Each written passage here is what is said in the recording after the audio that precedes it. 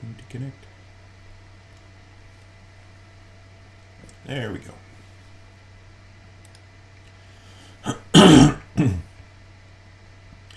Well, it says I'm live. That's coming up on that. So now we can, there we go. Now we can minimize that screen.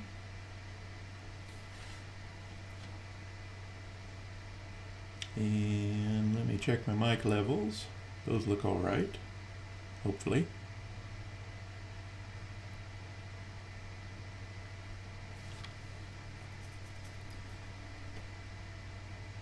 All right.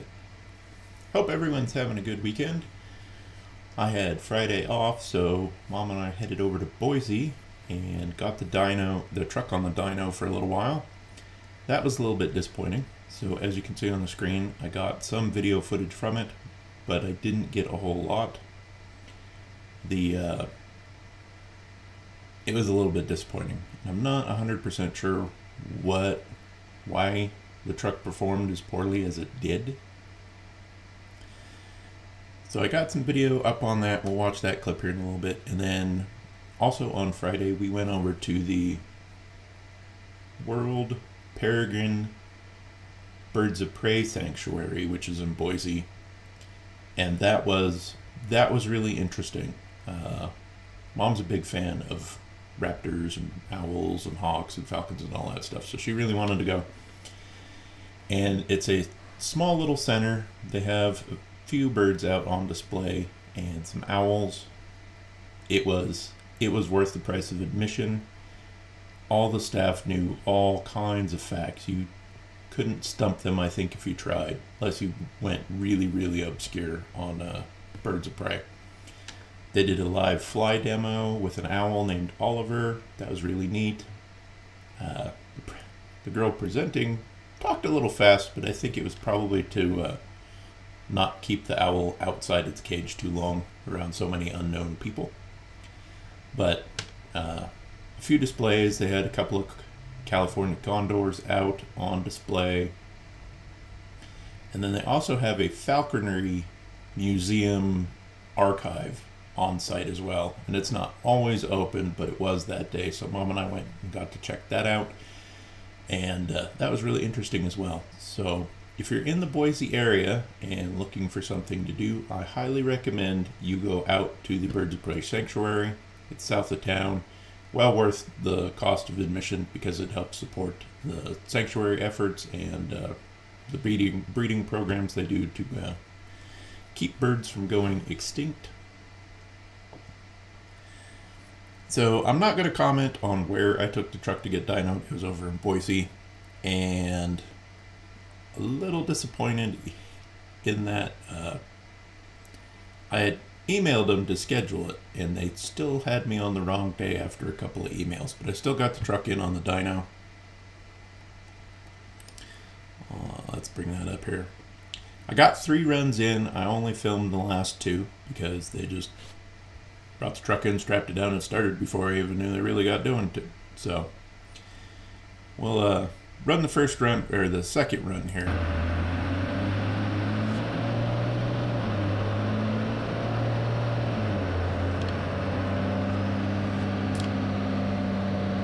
And I apologize for the light. There wasn't really a good angle to get with the garage door open that didn't kind of wash out the back.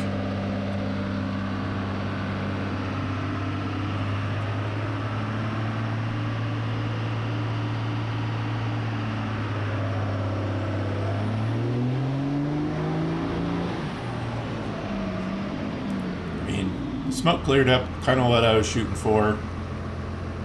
And the second run was 350 something, 348, I forget. No, the second run was 343.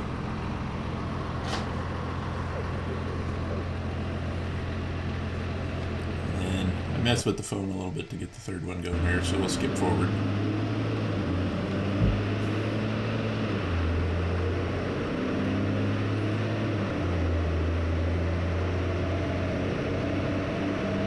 And the exhaust doesn't equal out because of the way that pipe's angled underneath. So it always kind of goes driver's side lip bill heavier.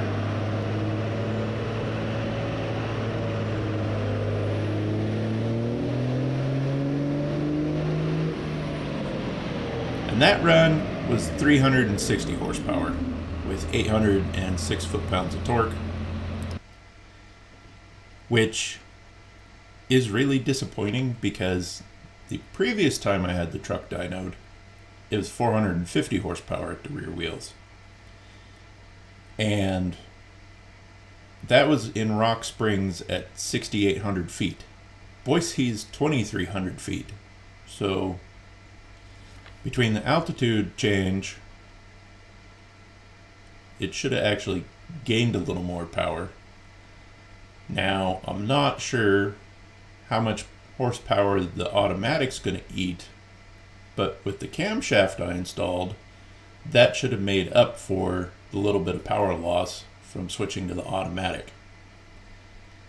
Now, I think the dyno in Rock Springs was running a correction factor, and I didn't see anywhere on this dyno where it had a correction factor set in. So I either lost 90 horsepower or gained 16 or 18 horsepower over previous dyno pulls. So that's why I'm a little disappointed, because the number's a lot lower than I think it should be, because, you know, driving the truck around 90 horsepower, it would be noticeable loss, but the truck accelerates just as quick as it did with the manual. Actually, I think it accelerates a little quicker with the manual. Fuel economy seems to be pretty much in par with the manual transmission. As you heard in the pulls, there's no weird sounds, so it's not running rough or not responsive. So I'm not really sure why the dyno numbers were so small. I'll back up here again. At least I can't hear any like hesitation or anything in the truck, so I don't know if maybe the dynos are just enough different to them, that's what's causing it.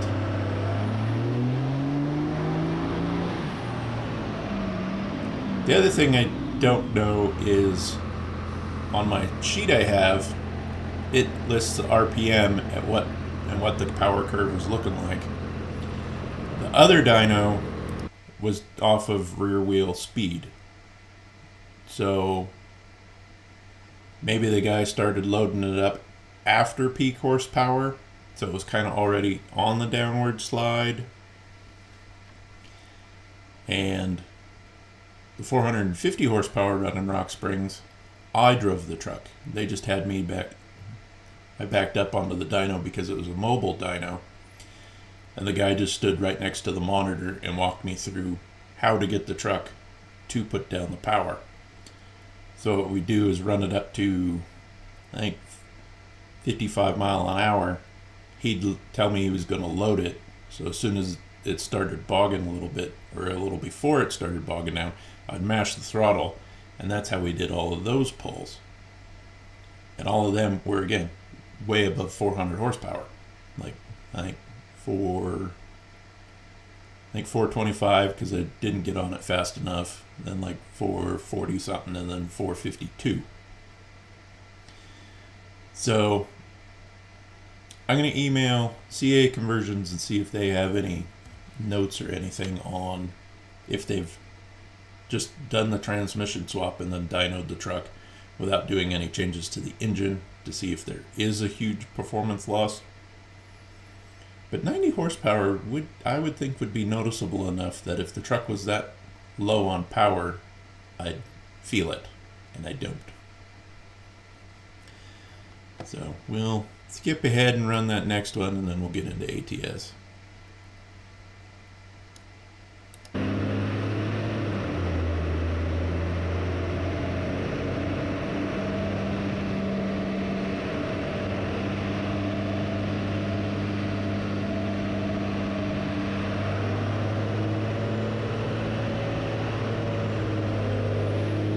Just throttles up.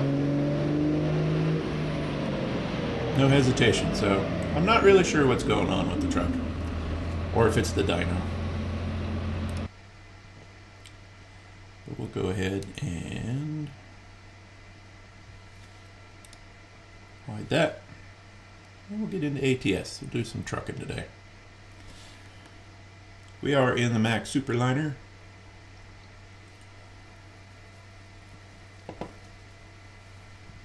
And we were doing a holiday thing, yeah, the Valentine's Day gifts for the community event. And it's a World of Trucks contract, so since I went to bed and didn't finish it, I'm out of time. That's alright, we're going up to Amarillo. I forget how much further we gotta go. And we'll, hopefully we still got the trailer. We'll get a late fee, but.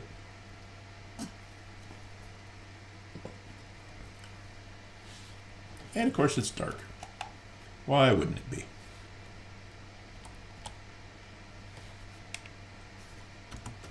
Oops.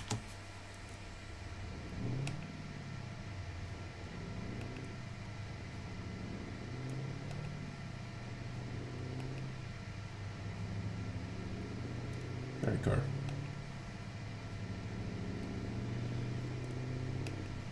This is a mod truck, and I got it off the SCS forums.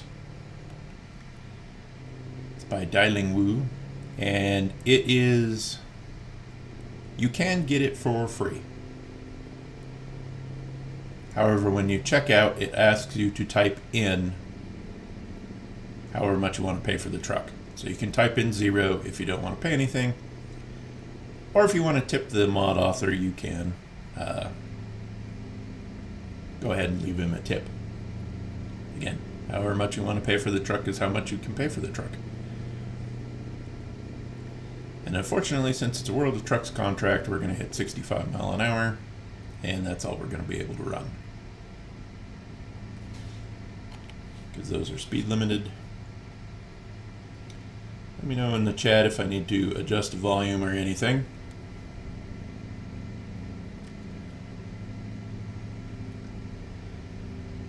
Thankfully, it will be coming daylight here in a little bit, so.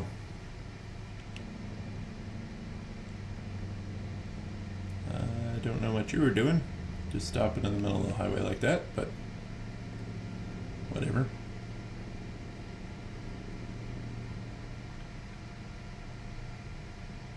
So yeah, the best part about Friday with Mom was we went to Goodwood Barbecue, which is in Boise, and that was absolutely fantastic. I lucked out in the parents department, and my parents are very, very cool. So she put up with my silly truck stuff. Then we went out to the Birds of Prey thing. After Birds of Prey, we went to lunch, which was kind of late, and I got myself a prime rib Philly cheesesteak sandwich, and it was really good. And she got the pulled pork and had been told it was kind of vinegary. It was kind of vinegary, but it was still really good. Service was excellent. I'd recommend that. If you're in the Boise area, want some barbecue, Goodwood Barbecue. I do not remember what street it's on though, so I can't tell you how to get there right now.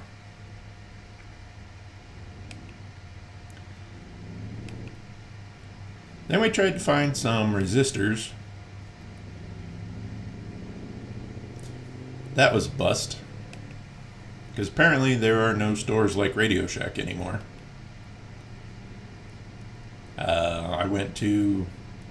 I've been to a few electrical supply places here in Twin, and they said, well, we tell you to go here, but that guy closed, because we had Idaho Instruments, and that guy sold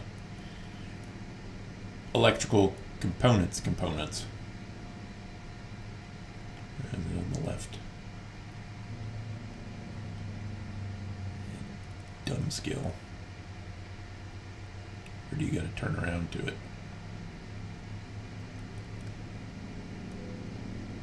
No, I think I missed it completely. Oh well. That's what you get for having shitty markers. Oh, yeah, you do have to turn into it and go around. That's dumb.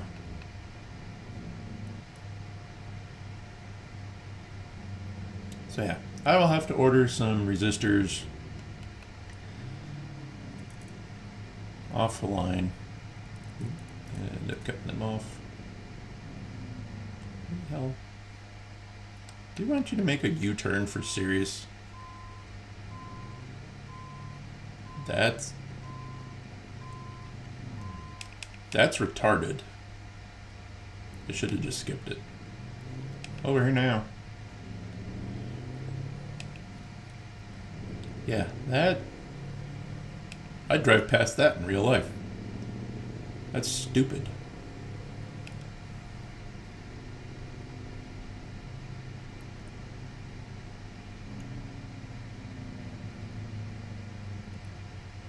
Your way station's shitty design, Texas.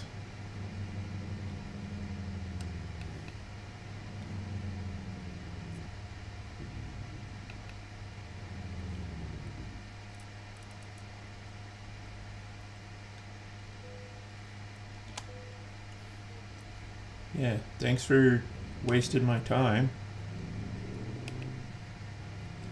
It's a lot of Valentine's Day gifts. So now we gotta make another U-turn in a semi-truck.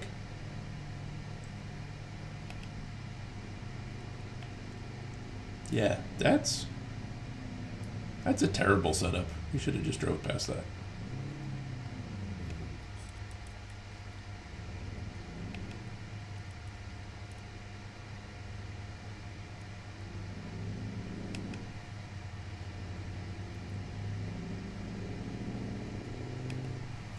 So yeah, it's nice to have an extra day off of work, and got to hang out with Mom for most of the day.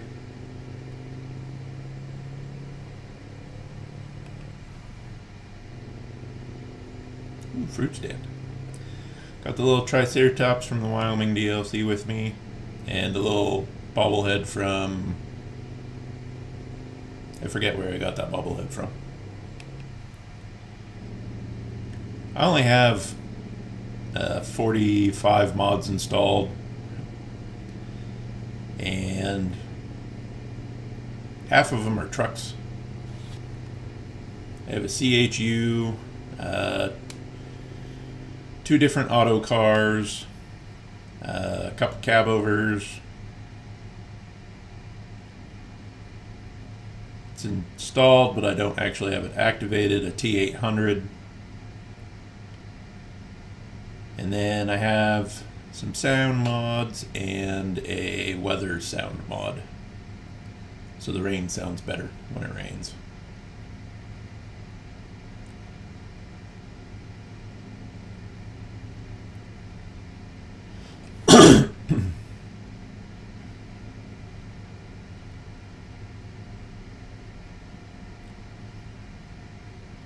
I did take a few pictures at the bird sanctuary, but they're not really that... They didn't turn out very great, just between trying to shoot between the bars of the cages and the lighting.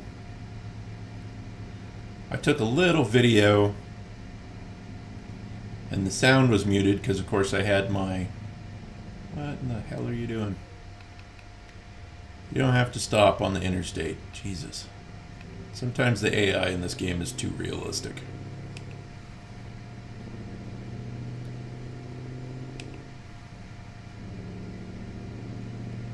Sometimes too realistic. Especially when they do stupid stuff.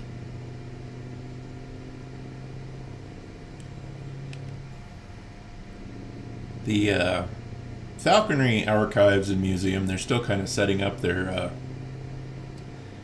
displays, so not everything was labeled, but really interesting. State Trooper.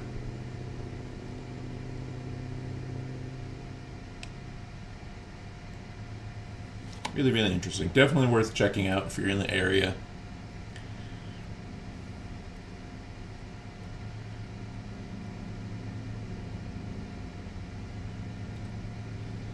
So that's kind of why we're doing the first live stream of the year, is I didn't have enough video of anything to make a video of. 2 dyno polls. Again, all the other dynos I've been to, they get it on the truck, and then you're the one in the truck running it, and you do what they tell you to, or you do what they tell you to. So I had brought my camera to run my hat cam so I could, get a shot of all the gauges. And that didn't happen, of course, because I wasn't in the truck.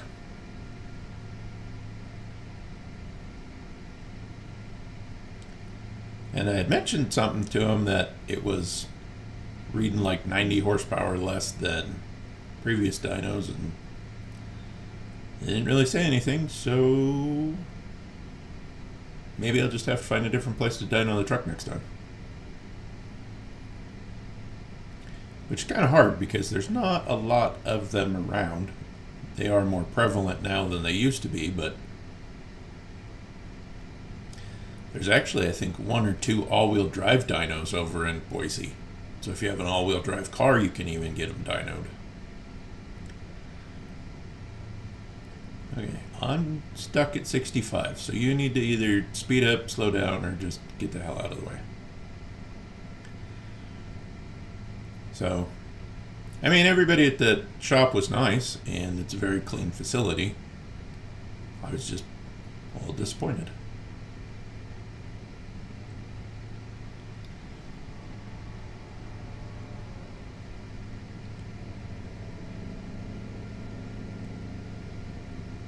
I do wish you'd do something.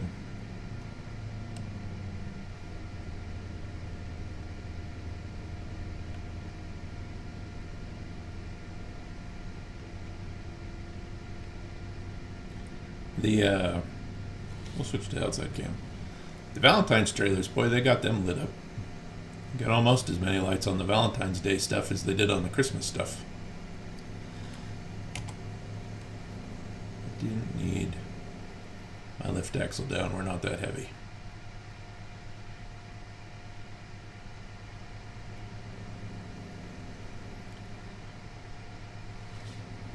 Get back in the truck. But apparently went down to 60. We'll set to cruise at 61. Screw it. So he is still actively updating this mod. Every now and then I see it'll come up with an update, but the interior is modeled pretty nice. Sleeper's modeled. Not a ton of accessories and modification, like different pipes and stuff, but that's all right. It's got enough you can pretty much make it your own. You can not run with air cleaners, or you can run with one air cleaner. I needed to get off. Quit yakking.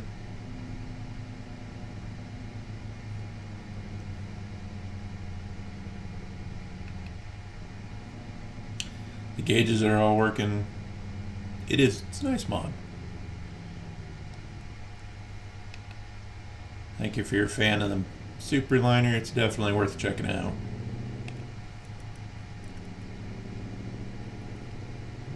We need overlaying.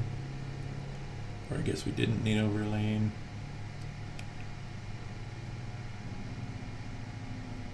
Texas has some weird frontage roads.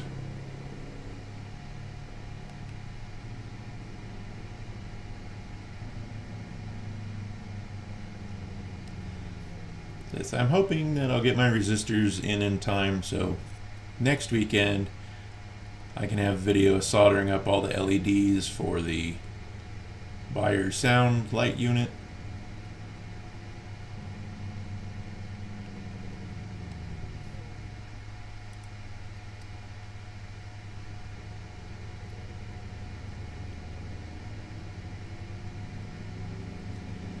to go through setting that up in the next video. I don't know what that was for. Looked like somebody ran over Care Bears or unicorns there.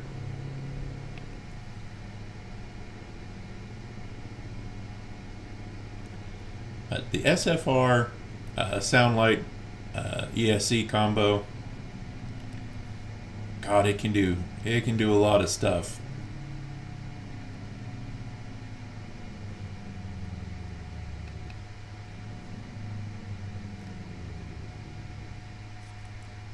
This is my other little gripe about ATS. Why do you stop with the trailer out in the road?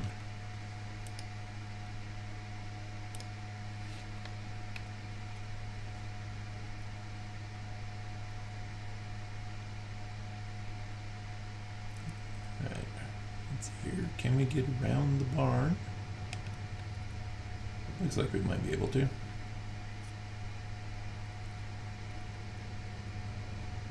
An end hole. And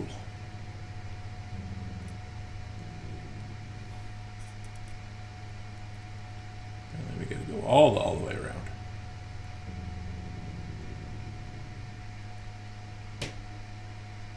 If we could come in that way, why didn't we come in that way?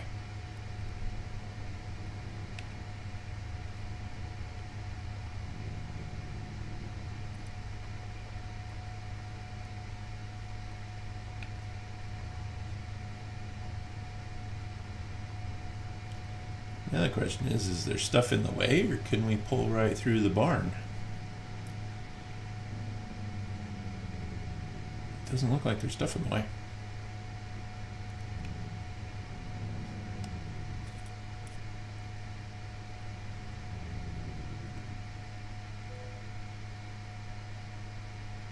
But that hay trailer kind of had a funny angle.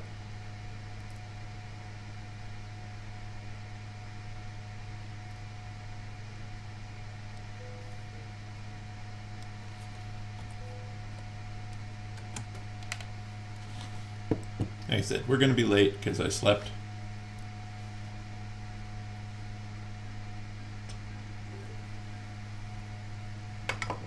Whew. $30,000 late penalty. Jeez.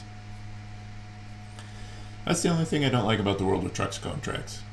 Is if you're playing and somehow need to get off and can't get back on, you run out of time. Instead of going, oh, well, they're not playing, so we'll just... Damn it. Let's see what they got we can haul from out of here. Let's see, we got more Valentine's Day gifts. Got some cattle. We could run over to New Mexico. We got 2 things of cattle. Up to Burlington, Colorado. I think I've been to Dalehart, so let's do that.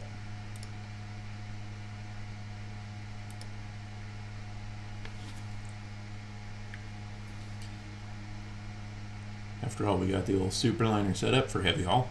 Might as well do something heavy.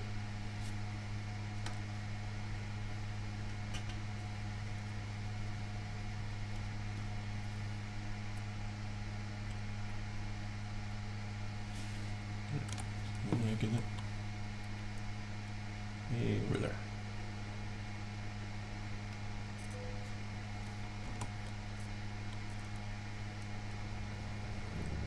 I just really like the looks of the Superliner.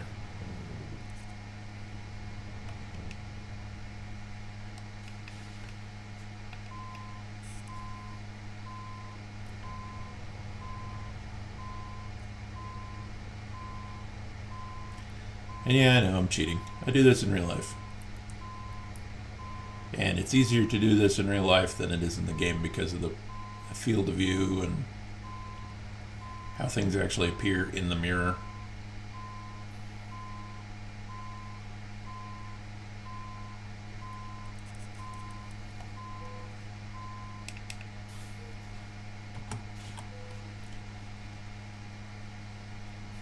Don't got my wide load banner, but we'll turn in our beacons.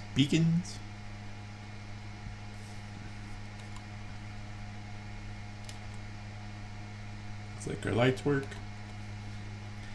The game doesn't actually care about any of the beacons or the oversized loads I've found.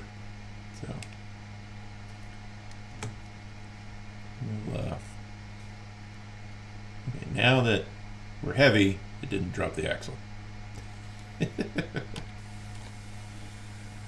On this truck, the that axle doesn't steer. On the T800 mod I have, which you can get off of Steam, that axle does turn or steer. Ooh, that was a little closer than I'd have liked.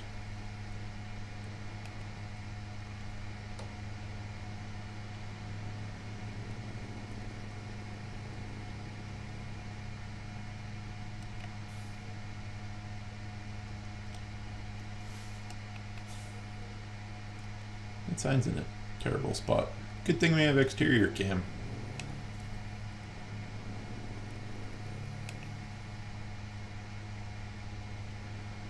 Didn't get far enough over.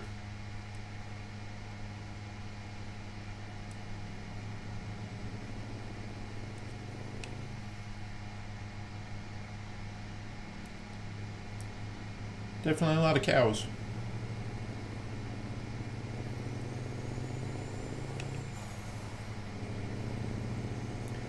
Just a good looking truck. It'd look even better if I could run it at a higher graphics setting, but that's one of the other things I need to do this year is see if I can get a better graphics card.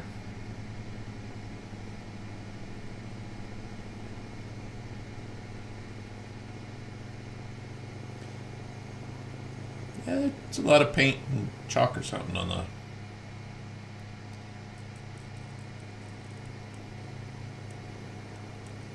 Cadillacs.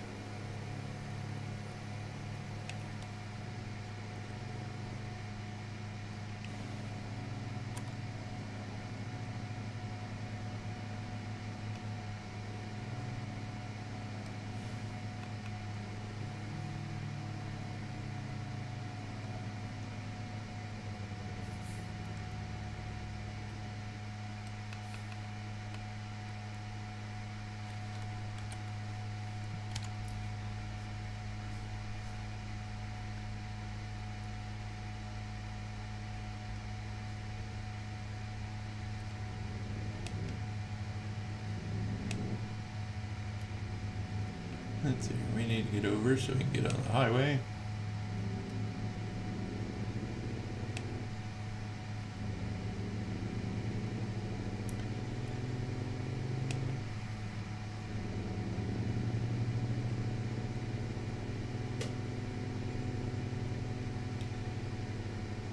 The one of the ATS, ETS mod authors has a lot of sound packs. I'm thinking I might see if they're in the right format. I could use his sound mods in the SFR1.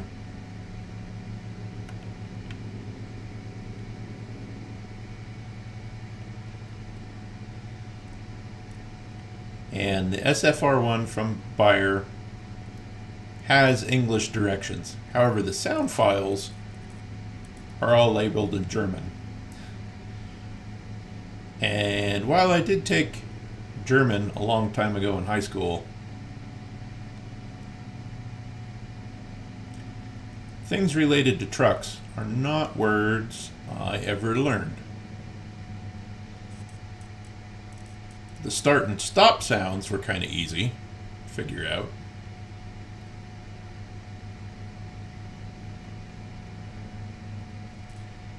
And the horn is labeled horn. Yeah. Idle, startup, shut down, when it initially takes off from a dead stop. All of those sounds are labeled in German.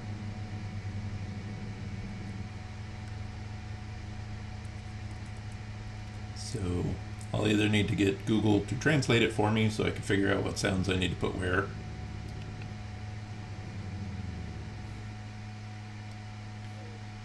But it'll even do the air brake squeak and hiss. Yeah, probably should have went down a second for that.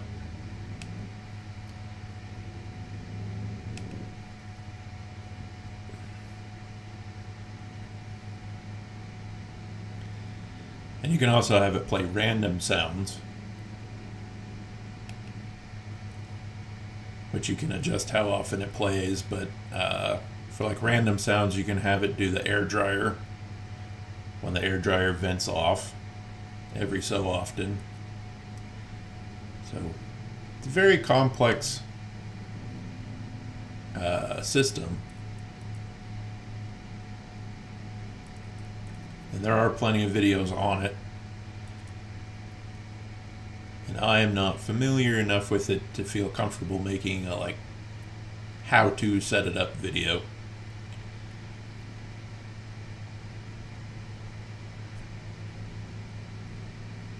Let's see here. Do we want it over?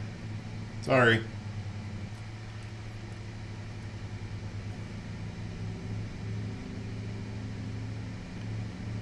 Oops.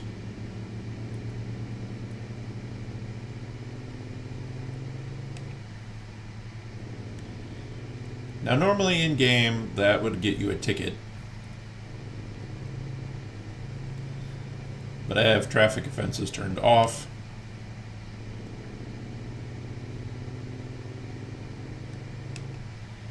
Mainly so I can just, when I'm playing by myself, I can blow past the scales.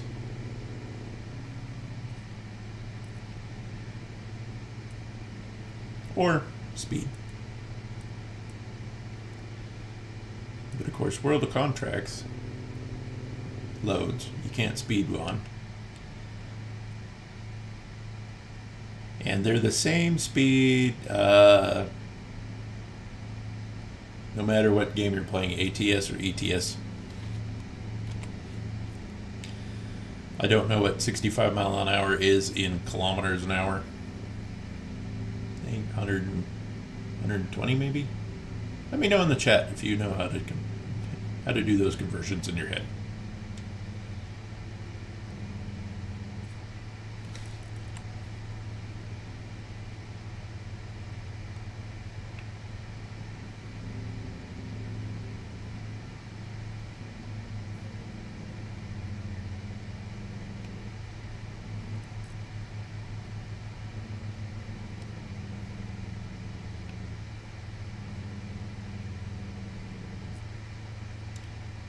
We need over.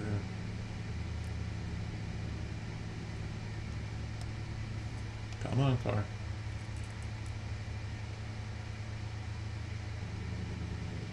Not supposed to change lanes in an intersection either.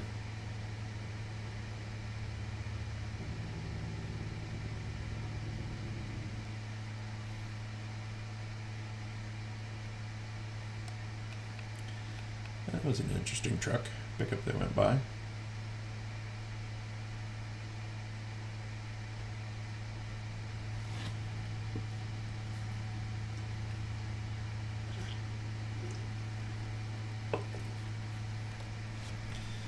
I actually follow the game dev on Instagram, and I'm pretty sure they said the next state that's coming out is Oklahoma.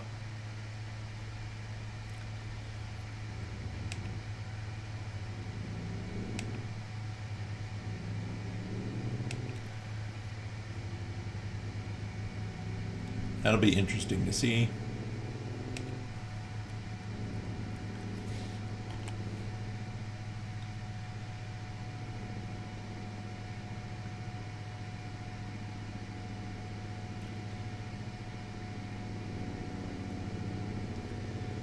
I can also tell you that the date for this year's Dig Days is already out. So that's happening May 20th. I'll hopefully have my trailer all set up so when I go I can bring my trailer with me. And that's an enjoyable event. Kind of hang around, play with tiny trucks.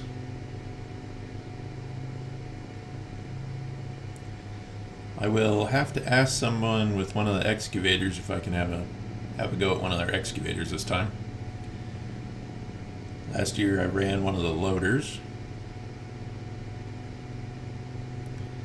And if the controls are set up right, running the running the RC loader is actually pretty much the same as running a full-size one. Sorry, car. Sorry, not sorry.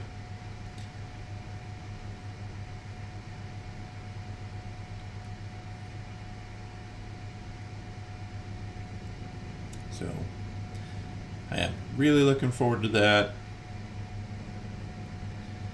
The Boise Roadster Show is on the weekend of my birthday in March, so I'll be heading over to Boise for that. And I'm not sure how I'll do those videos again.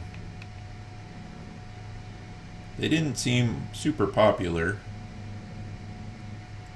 And I don't know if it was because I didn't talk about any of the cars or people just didn't seem interested in it.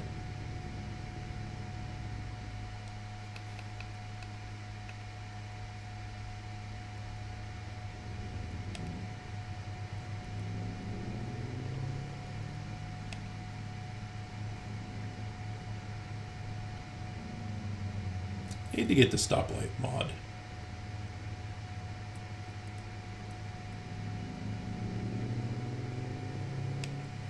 Because there is a mod that makes the stoplights a little longer.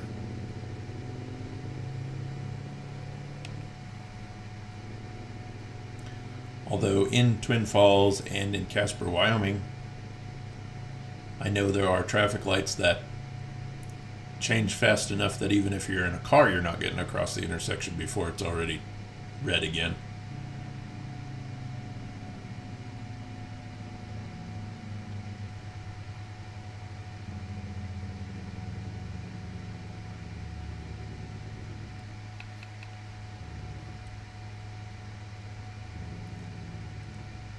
We're not going to get the trailer all the way out of the road to pull in here.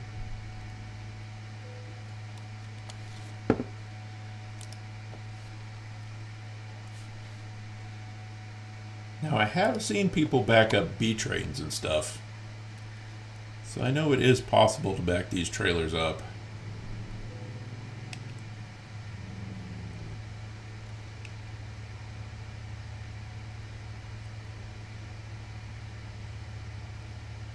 We're not gonna be straight at all. Just too much crap in the way. Yeah, they're not even happy with it.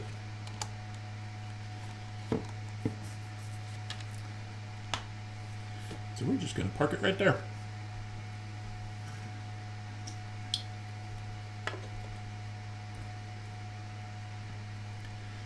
Got an excellent 104 miles, 14 minutes, 14 gallons. We got to 98 of those World of Trucks contracts completed, so maybe we'll see if we can knock out 2 more of them.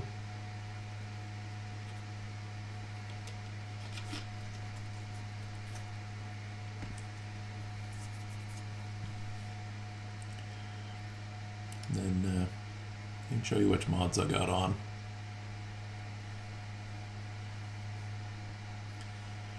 Let's see, we got another tractor from Alamosa. Tires. Left.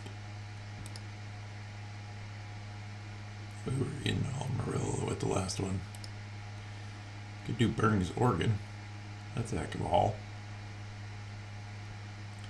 Cotton harvester.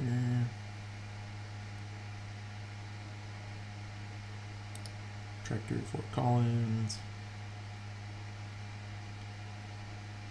Beet harvester.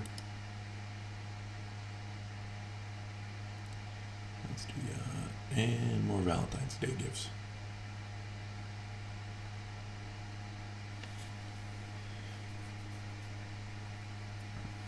Let's do... I certainly don't want to go to Bakersfield.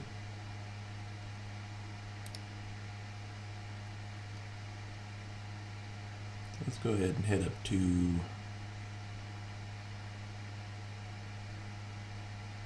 Where else were we going in Texas? We could go to Laramie.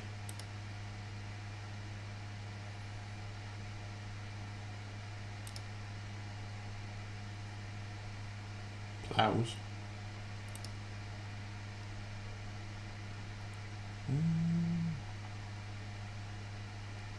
Yeah, let's just run up to Colorado. A tractor.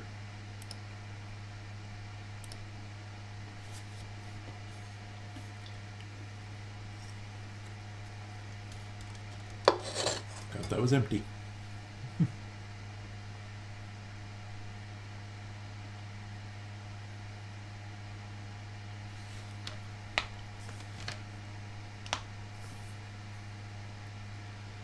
I also have some big old 70 or 72 feet trusses coming up. And the boss was actually kind enough. He'll bring his drone out and get some drone shots backing those things in where they're going. So that hopefully will be interesting.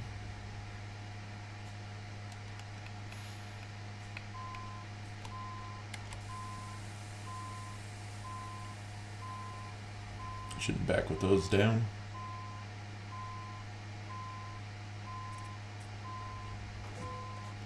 That was a little hard. Well, we know we're locked.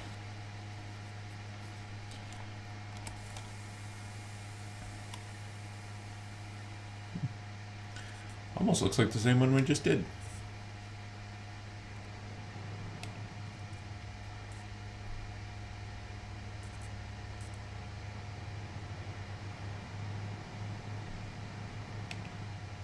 We do got the black rubber duck on the hood.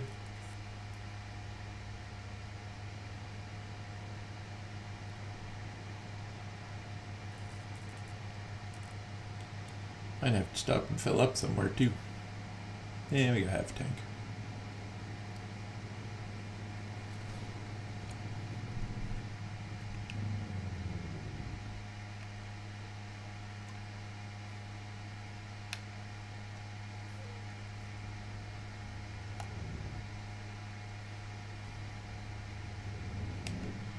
It's the other reason I need a good or a better video card.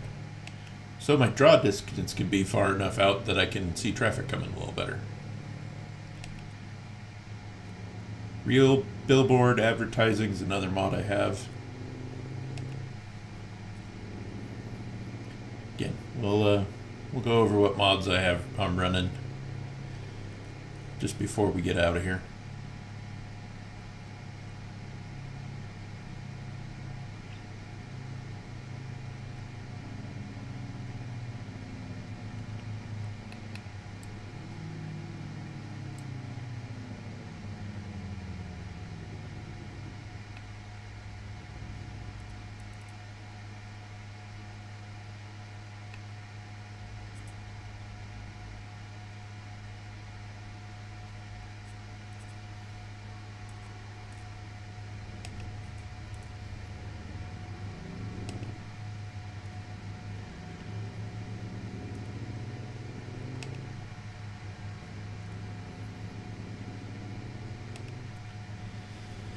So we'll have some interesting stuff coming up. I know the truss videos don't generally do really good, or as good as my RC stuff, or even pickup truck stuff. But I enjoy sharing that kind of stuff anyways, so I'm not really concerned with the views at the moment. Although we are finally up over 400 subscribers, so I appreciate all of you who have subscribed.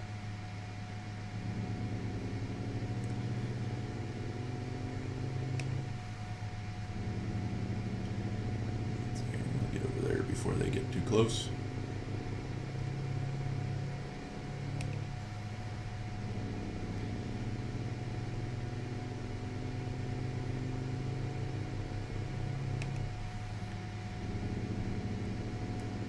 I am hoping to hit 500 subscribers this year or more. That'd be nice.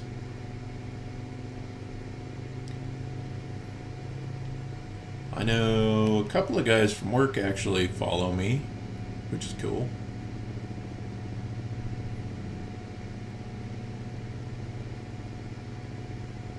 So I do appreciate that.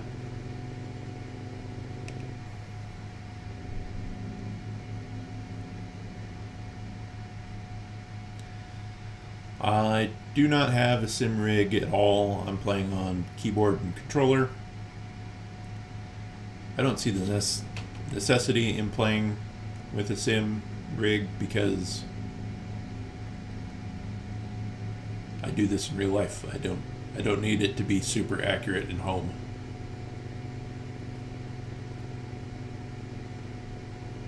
So yeah, if you're sitting on the fence of the game, of getting the game, you don't need a steering wheel and a shifter and a button box, and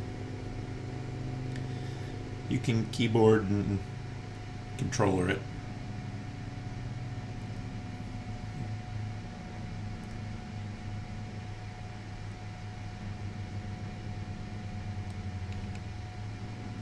And still enjoy the game. You don't need the fanciest hardware to play it.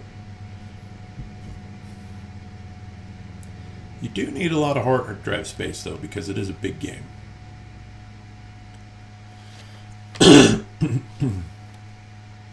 And of course every DLC that comes out gets even bigger. I think Texas was a couple of gigs or better. Anybody on the bus? Doesn't look like it.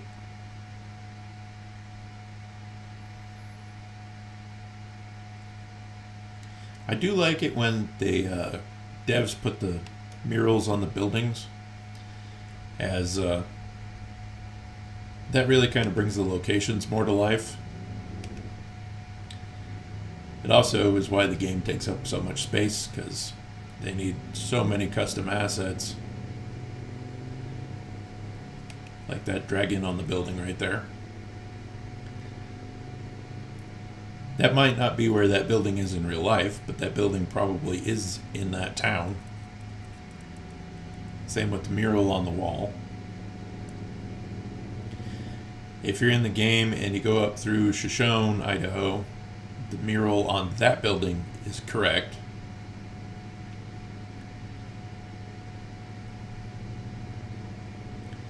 So, while it's not a perfect game, the devs really do a good job trying to make the locations accurate to how they are in the real world, including junk cars.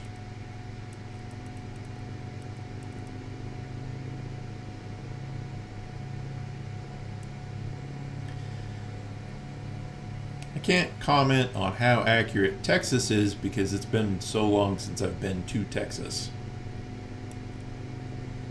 Probably 15 years or more since I've been through Texas.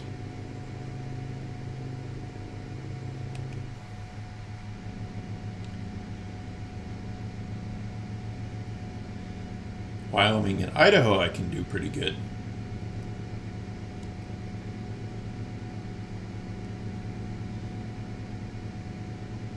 Like for instance in Laramie and Twin Falls, the statues are, well, the one in Laramie is not in the correct place, but it is a real statue in Laramie.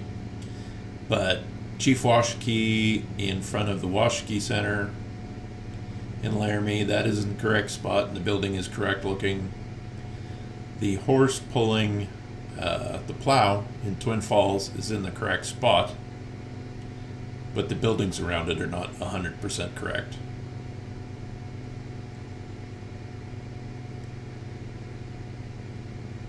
Like I said, the mural in Shoshone is where it is.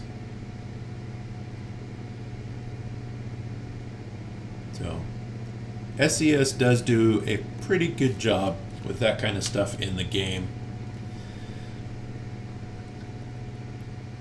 I can't comment on Euro Truck Sim because I've never been to Europe.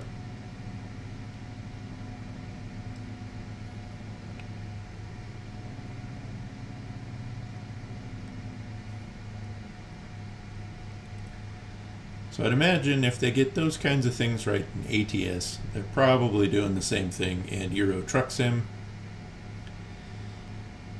Supposedly their new engine is coming out this year, which will improve how the game plays. Hopefully fix some bugs, gets rid of the stutters, that kind of stuff. So both games are popular enough. They're still, the developers are still working on the game quite a bit.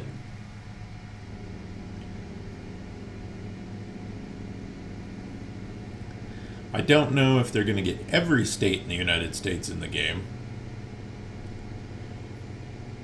I mean, that'd be cool if they did, but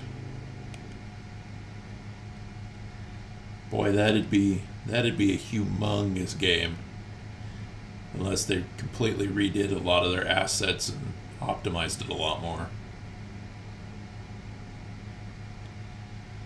But there are mods for Coast to Coast. So it'd kind of be cool to drive from New York City to LA, or all the way from Florida to someplace in California, or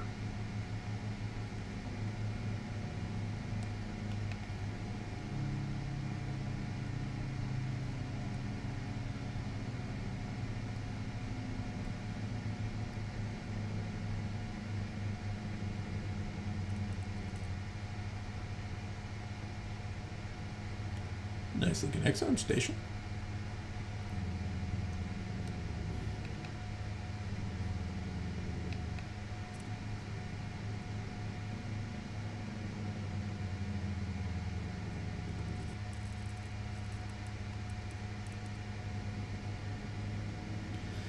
Well, I missed the curb with the trailer, so that's all that matters.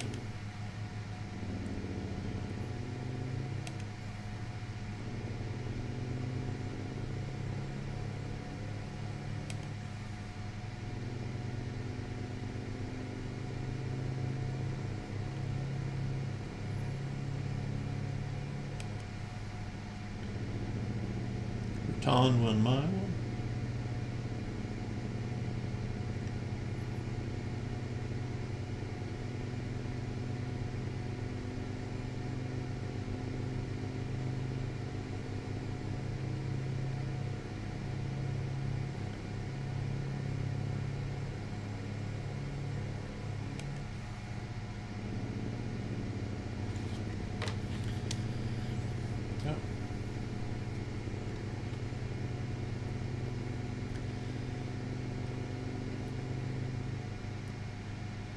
As far as games this year coming out, I want, there's a new Warhammer Space Marine coming out that I'm looking forward to.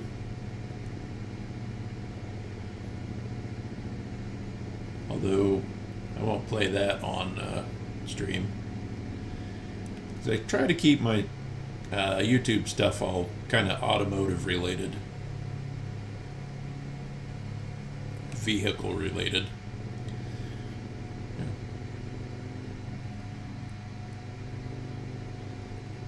Where's the way station at? No, we're blowing by this one.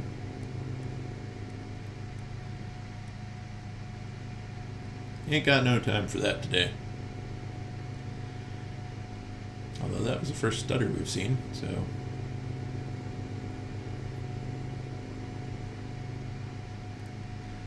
Nobody got time for that.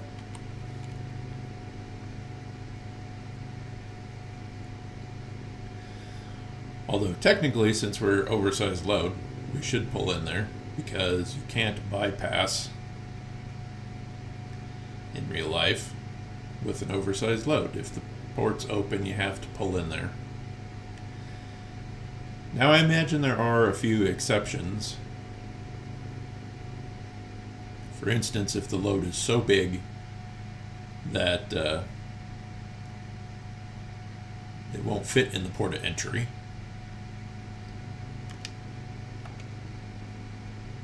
There's that. Because not all port of entries are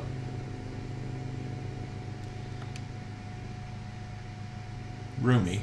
There's a few that, if there were 2 trucks in line, the 3rd truck would be sitting on the interstate waiting to get in.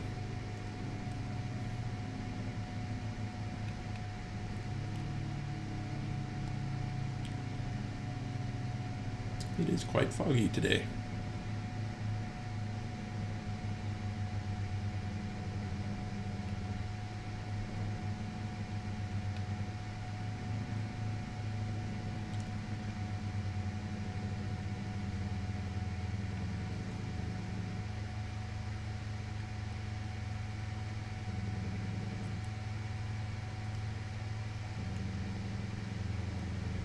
A little bit of a thunderstorm.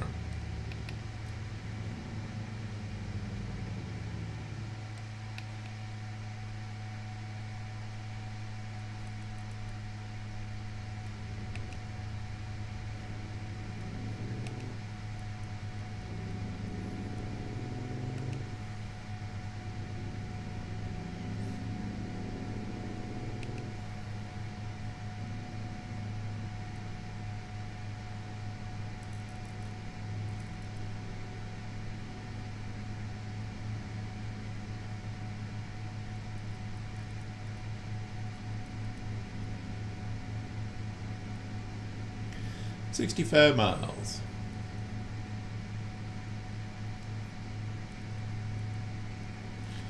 And we're going to get stuck probably behind a truck that won't do 60.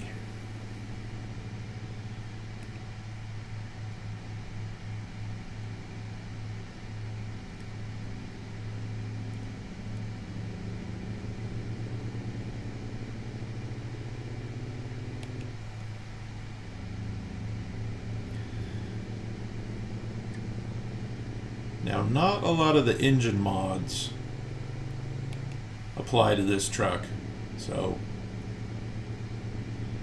you're pretty much running whatever dialing woo set up for the truck as far as engines. I think 600 horsepower, 605, maybe 650 is the highest engine you can get in the truck. Although maybe the last update, he's now up to 700 with an engine.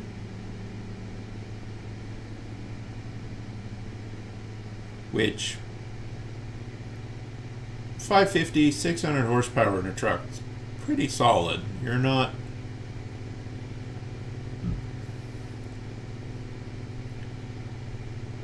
going to be speed racing it, but at the same time, you'll get her done, that's for sure. I should have checked my mirror.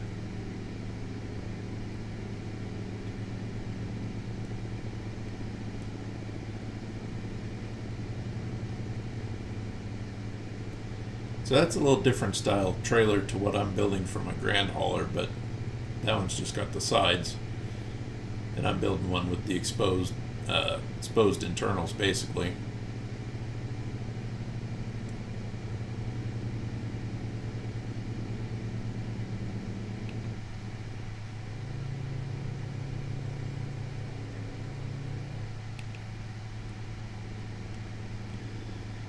I mean, we didn't hardly even have to downshift coming up that grade, so with probably a 50 or 60,000 pound tractor.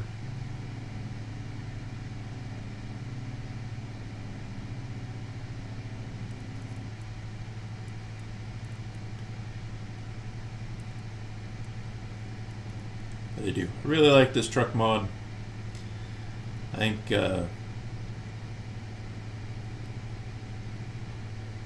one of these paydays I'll probably on this next update probably go in, throw a couple bucks his way, or maybe not a couple, maybe 20, $20 or $30. Because he has done a really good job with the truck.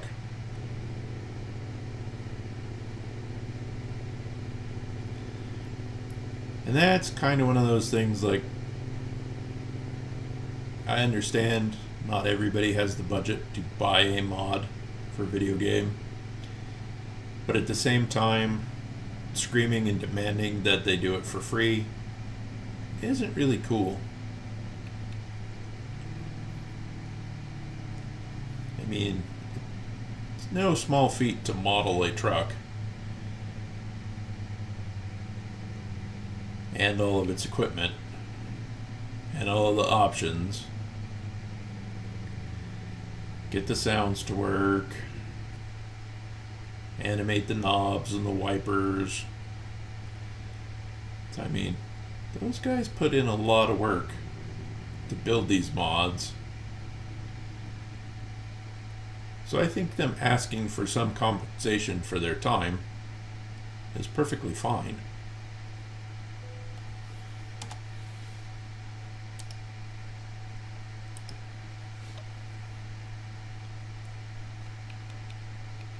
I came in a lot, didn't get it down with your right.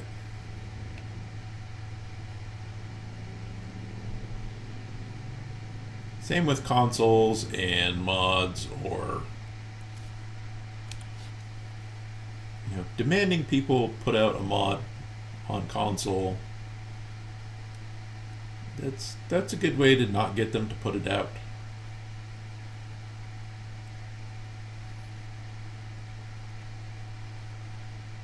Or a good way to make the person go, well, nobody actually appreciates what I'm doing, so I'm just not going to do it. And now you don't get any mods.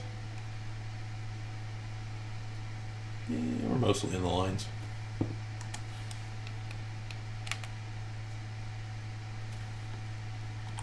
Beacons off.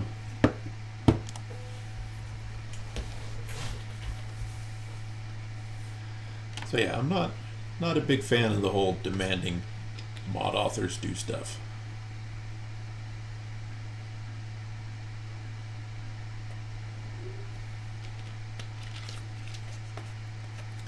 Just not cool. Alright. We're up to 99, so let's go ahead and get one more. We'll see.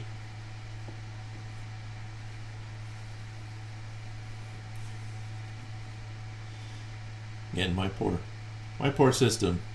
She's kind of taxed playing the game and running OBS and YouTube. Okay, load the graphics anytime here. There we go. We go past there.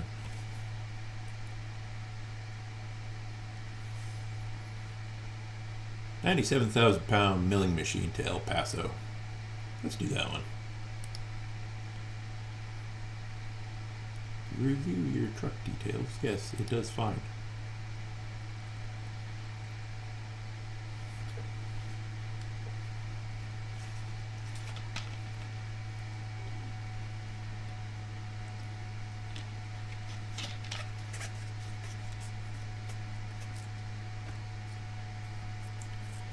Alamos at El Paso.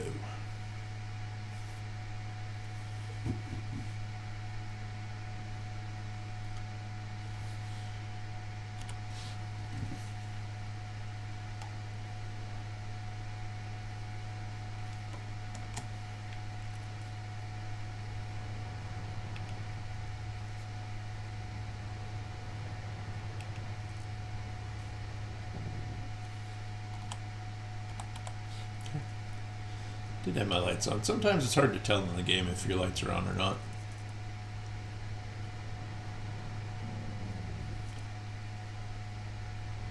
Yeah, she's heavy. She's a heavy load.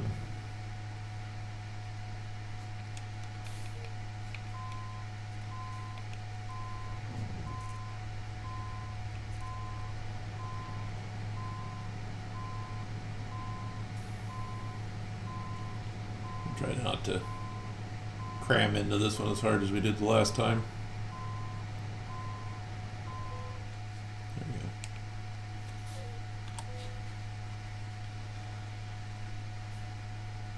Let's see here. Catwalks are a little wide, but it's back on. Let's see here. I know I've been in here enough times that I know we can get out this way.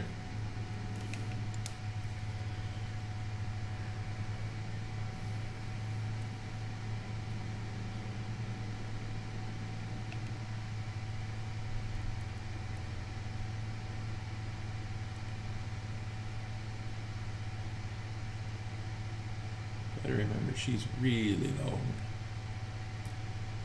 between the dolly and the Jeep.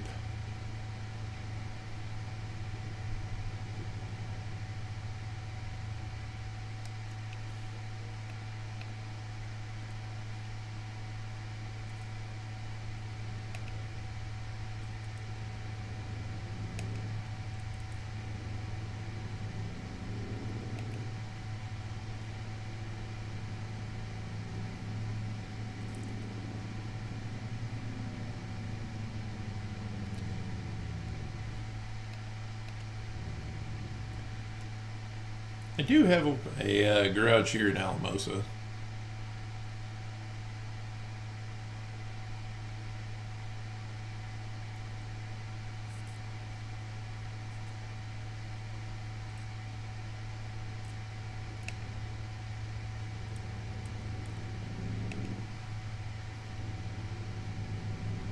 I haven't picked up a garage in Texas yet, but I try to at least have one in each state, minus California.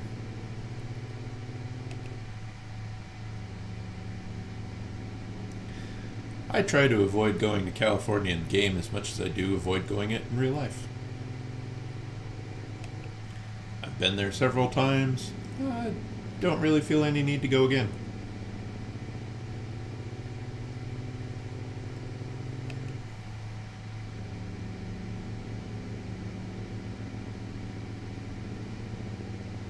Although I am kind of thinking about seeing how much it costs to go to Proline by the Fire.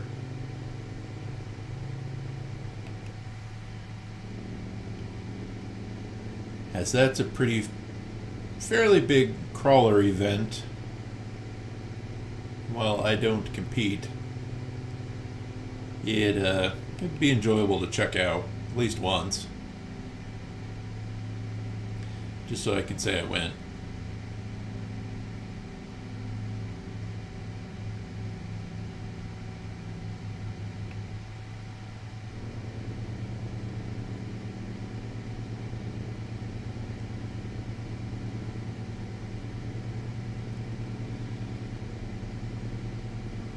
Seven low, we're still holding 50. But 97,000 pounds is nothing to sneeze at, that's for sure.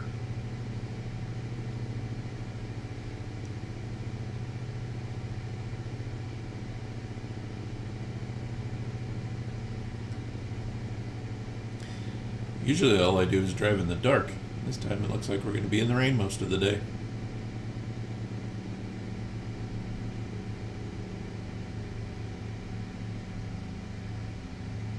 Scenic overlook. Yeah, not much scenic to overlook right now.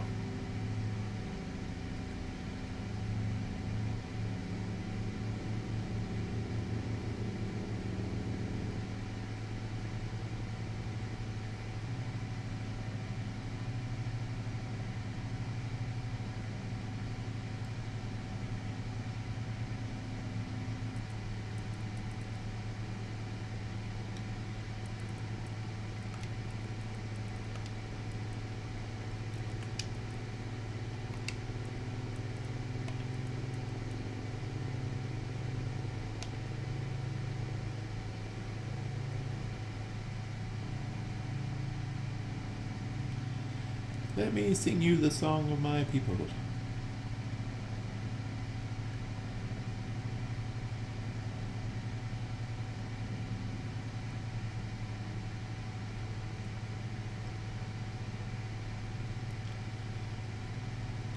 Since we're so heavy, we're not going to go flying down the mountain. That'd kind of be bad.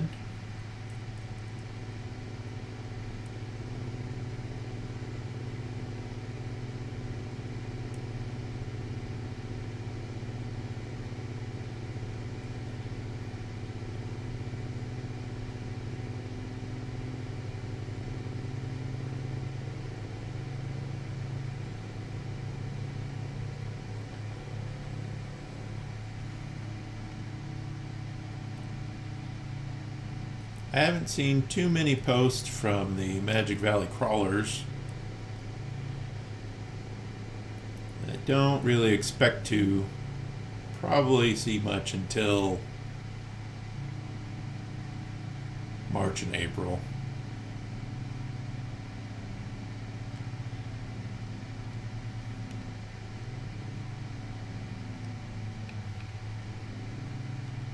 But we will be out doing some crawling again, that's for sure.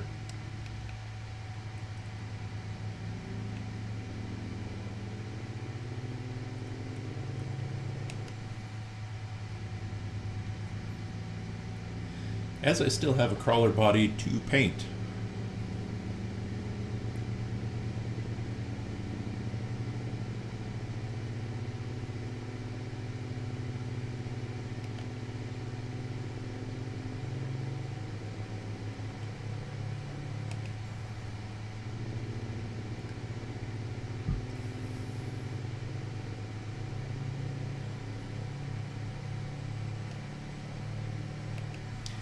I have a J Concepts Lloyd body to paint.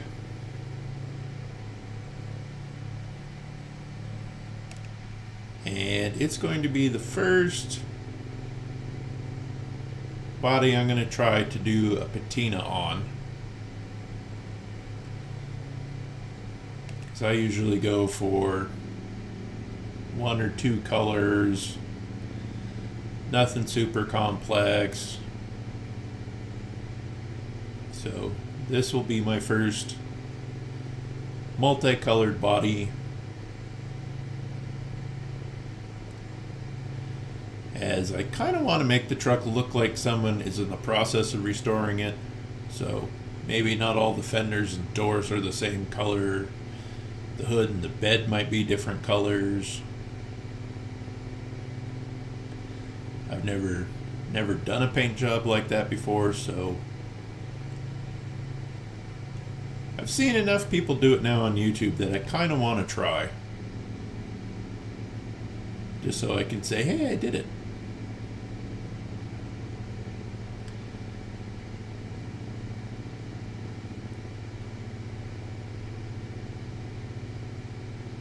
Starkville.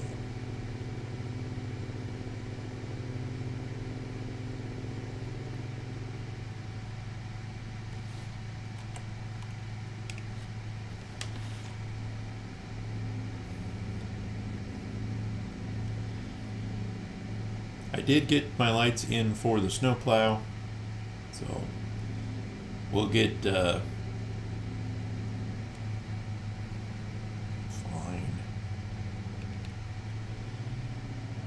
We'll be able to button that up and get the snowplow final assembly done.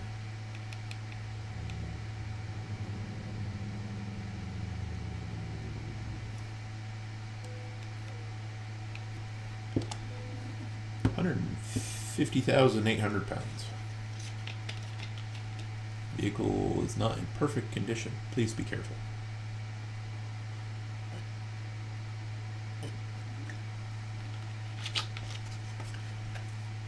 Probably throwing a fit about tire wear.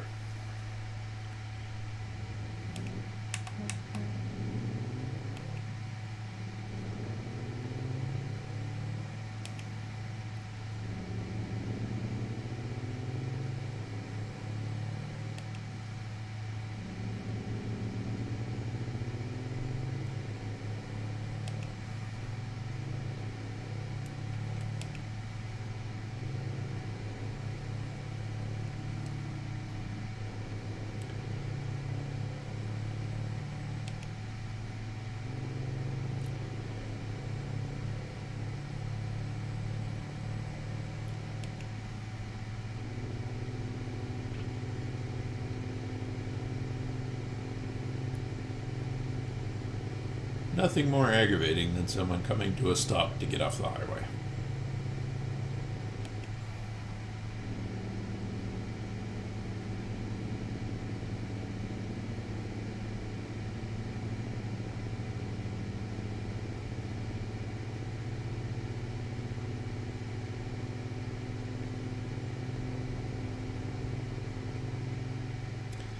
At least we're not getting a terrible lot of stutters.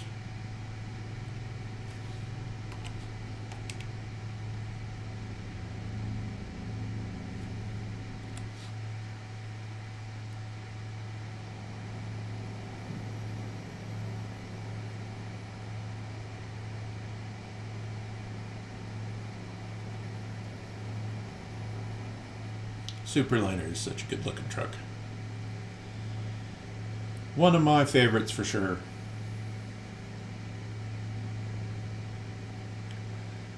The Superliner and the Mack, or not the Mack, Mack is the Superliner.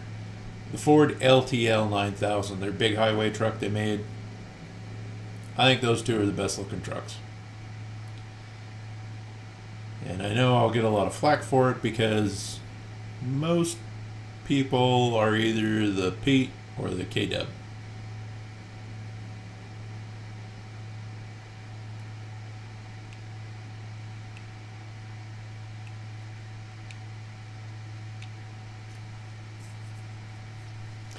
I don't know. I just prefer the Mack, the Superliner, and the LTL. I think probably because they got the bigger grill. The Pete and the W900 have the long, narrow hood, whereas the Superliner and the LTL have a fairly good length hood, but the grills are a lot wider. I think they just look cooler.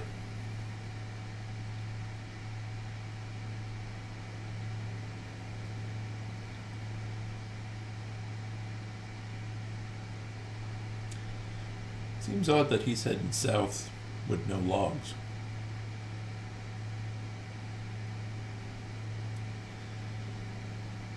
Yes, World of Trucks contracts, you're limited to 65 mile an hour. Any of the other freight, you can go however fast you want. Well,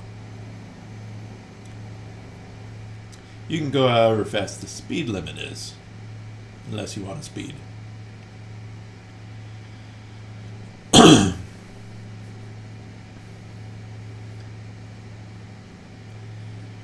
Being 150,000 pounds, I probably wouldn't be flying down the interstate at 75 or 80.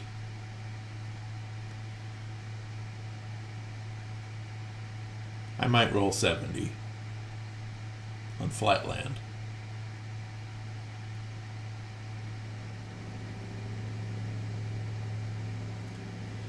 Just because you're hauling so much mass. I mean, the milling machine is 17,000 pounds higher than a normal truck's gross rating.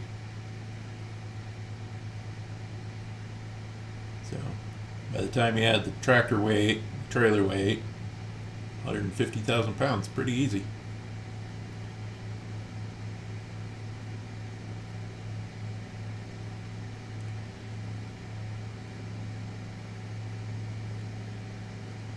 I really enjoy hauling trusses though. The challenge of going in a residential area with an oversized load makes it interesting. And I have to say right now, the bosses I have, the coworkers I have, I enjoy working with them. I don't think I could ask for better supervisors and bosses. If I'm sick or something comes up, I can call in and be like, hey, this is what's going on. I really kind of need either to be late or take the day off so I can go take care of stuff. And since I don't do it a lot and abuse the system, I mean, they're pretty much willing to be like, yeah, no problem. Go ahead and sneak out early, or come in late if you need to, or let us know if we can help with anything, or if you need something else. So having good bosses, man, that makes work so much better.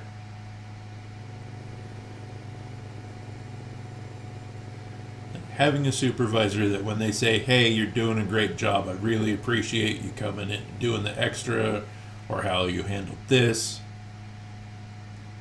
you can tell when they're sincere. And man, when your boss is sincere about stuff like that, it makes work so much better. Because I have been stuck working for some absolute miserable people. And yeah, if you have shitty bosses, I feel your pain.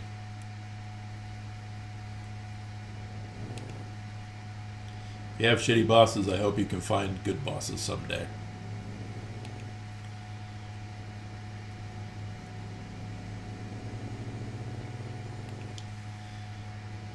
Which is one of those things I'd never have understood. It's like, man, you wouldn't be having such a high turnover rate if you didn't treat your employees like shit.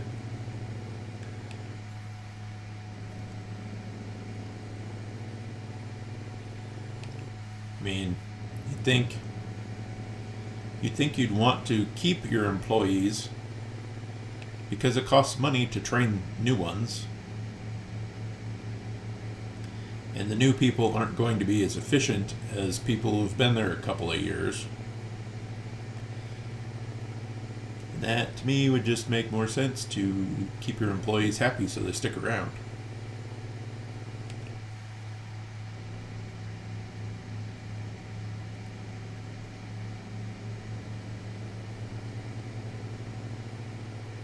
So yeah, love where I'm at. Really enjoy working for the guys I work with.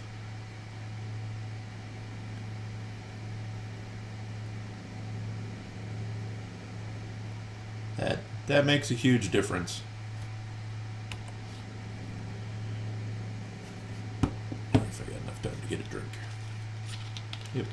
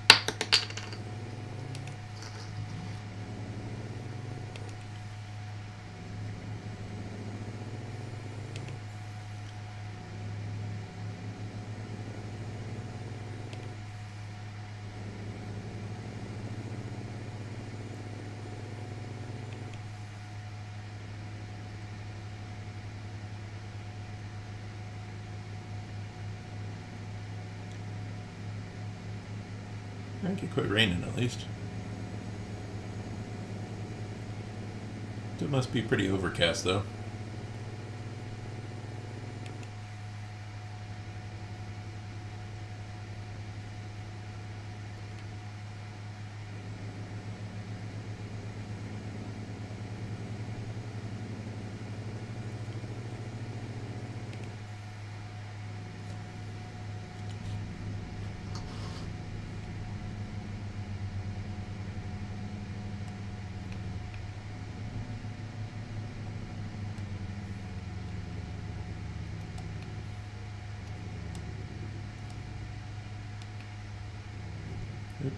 Mess that all up.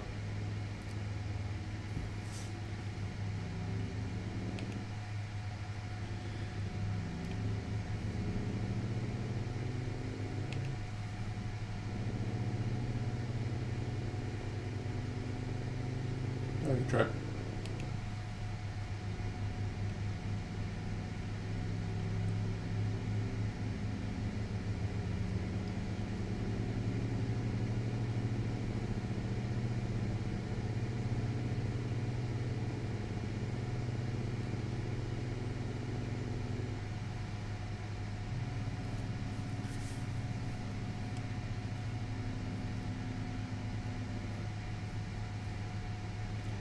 kind of circling back to games, I did finally make Pirate Legend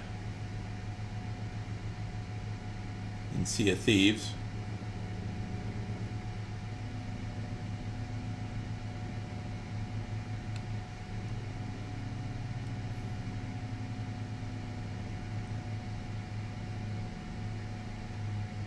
And I thought about doing a SnowRunner episode.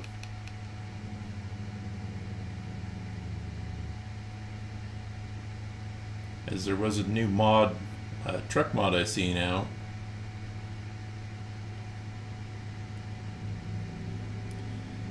But it's not out on the Xbox Series S yet. I don't know if they're still testing it or if it got delayed, but the problem I have with SnowRunner is they made it so it'd be hard. But the problem is you have to kind of suspend your disbelief to play that game. As it's just... ATS is more realistic driving sim than SnowRunner. Even if you play SnowRunner in hard mode, it's not realistic.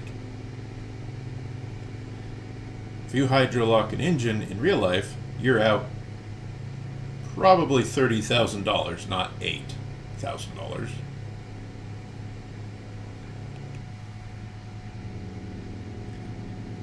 And truck and trailer in the mud is about the worst setup you can have, because you essentially have 2 or however many trailer axles you have doing nothing but being an anchor.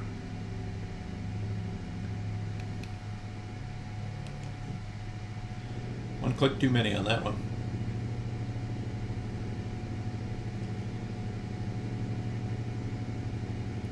So while a truck will slog through the mud, and they make them trucks to do that, the problem is if you're in an 18-wheeler, even with 6-wheel drive,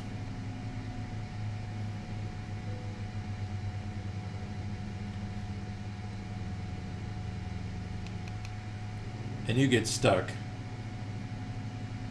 the moment... Oh, it's ahead of us.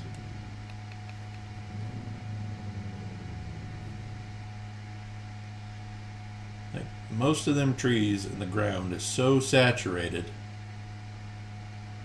that a fully loaded truck, all you're going to do is pull the tree down on top of you.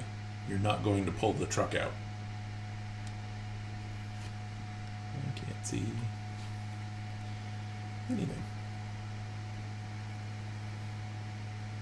So, in that sense,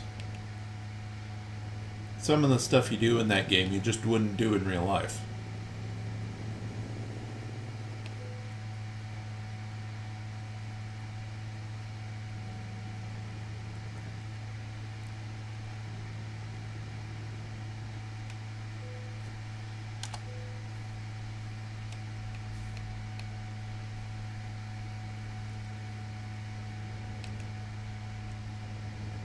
Kind of like scales aren't accurate in this game. The only reason you stop at the scale is because they think you're overweight and want to get the most accurate weight reading possible. Otherwise, you roll across it at a couple mile an hour.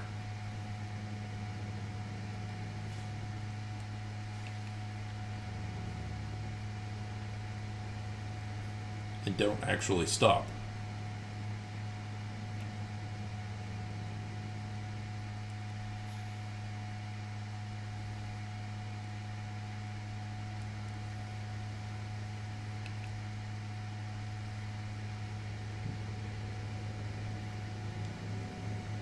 I think we're going to cut across here to get us some fuel.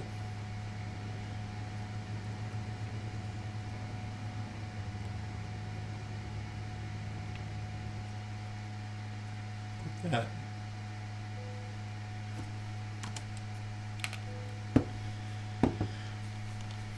Yeah, SnowRunner, some of the stuff you do in that game, you just wouldn't do it that way.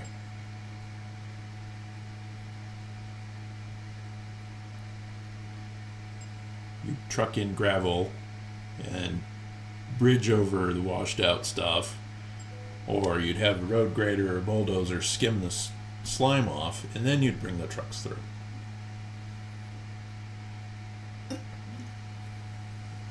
Whew. $1,000.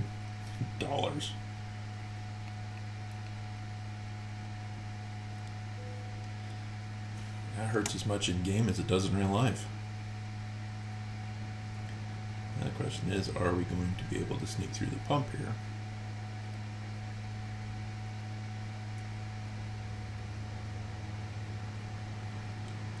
Well, so far we are.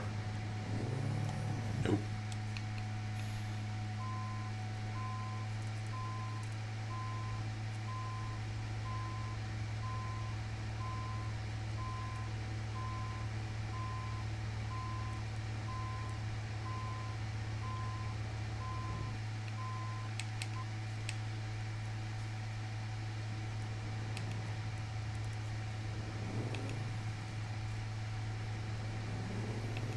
There we go. Right into a pole.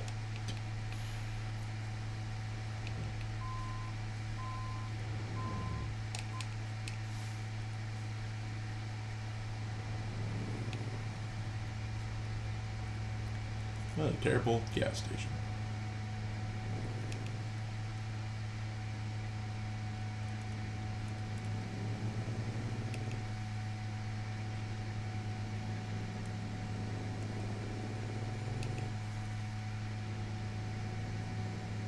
I haven't actually been this way. That's cool. Going away I haven't been before.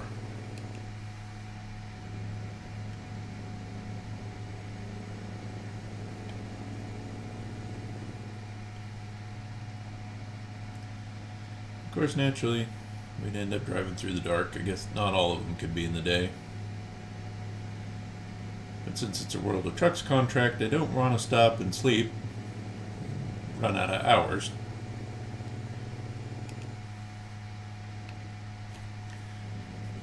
Upshift way too soon.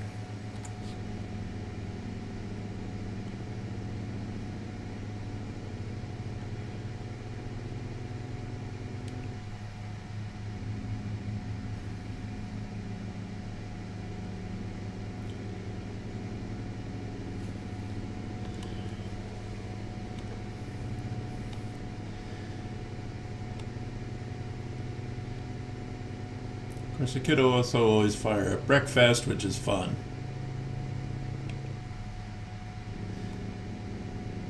That's just a great way to spend time. Just racing, smashing cars.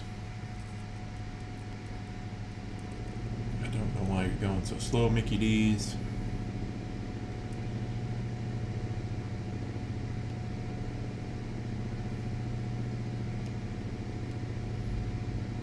Wouldn't have done that in real life.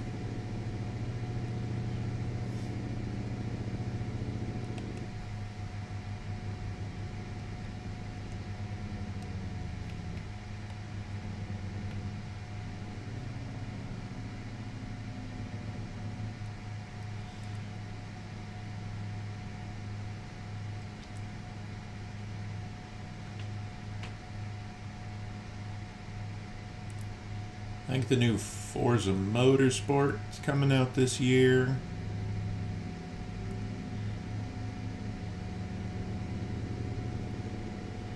I like Horizon better because it's free roam. You can just get in your favorite car and just haul ass all over the map. And you don't really have to do anything else if you don't want to. Forza Motorsport and Gran Turismo, they're more racing sims. But I just enjoy the open world better.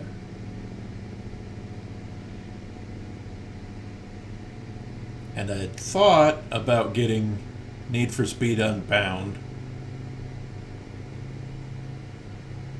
until I saw some gameplay footage and kind of found out what their storyline was, and they're like, well, that's terrible writing. So now I'm not really interested in getting the new Need for Speed.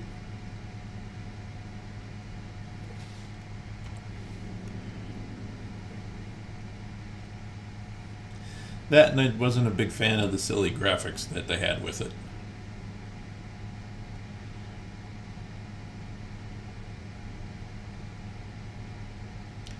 They kind of went a little bit too anime-y. The cars and the world, let's make them super realistic. The characters,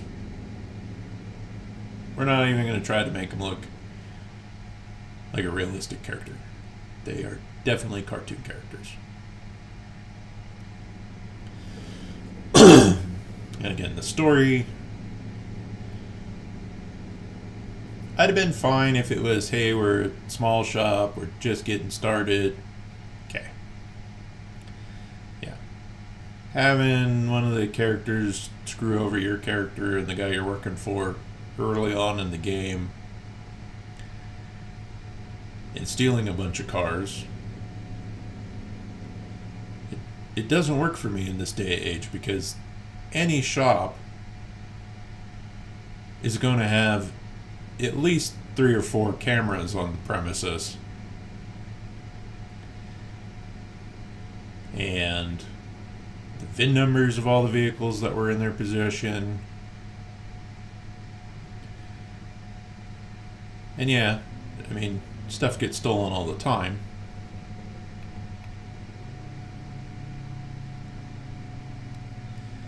But at the same time, they know who did it. They have the VIN numbers for all the cars.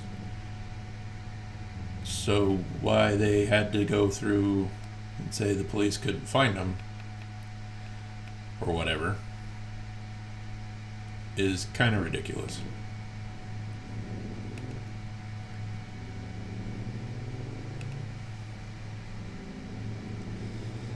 I just think there would have been a better way for you to dislike the person who stole the car from you than steal the car from you.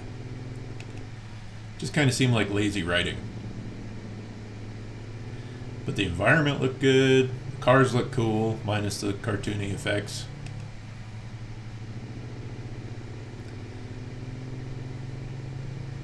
But I've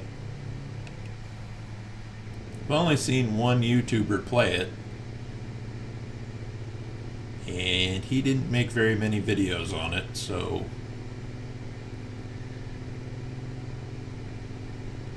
either they're not, well, I can't say if anybody's not interested in it, because there might be other channels that have Need for Speed content that are doing really good.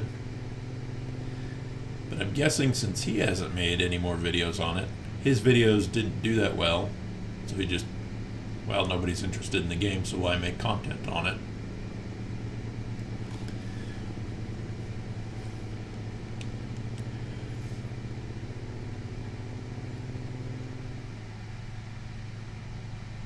Whereas ATS, I still see a lot of people making content for, and those videos seem to be doing pretty well.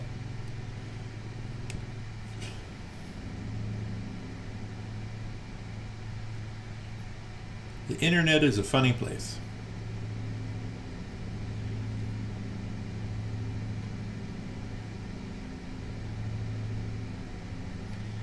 If you're just tuning in, we kind of talked about the dyno stuff earlier in the video. So if you want to, you can skip back to the beginning, and I actually have some footage from the dyno. Not a lot.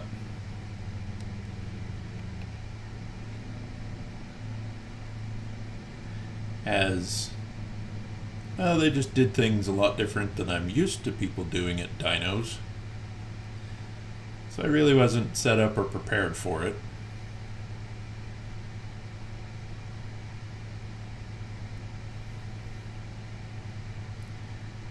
Of course, now I'm also wondering if maybe something still is not right in the fuel system. And that's why it didn't make the power I thought it would.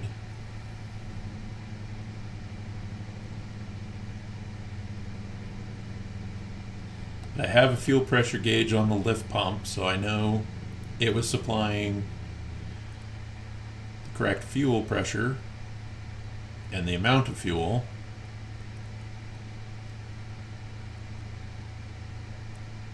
So maybe there's something wrong with the injection pump. The injectors are brand new, so they definitely shouldn't be a problem. The timing is correct for the injectors I have. So I'm really kind of at a loss for why the truck lost 90 horsepower.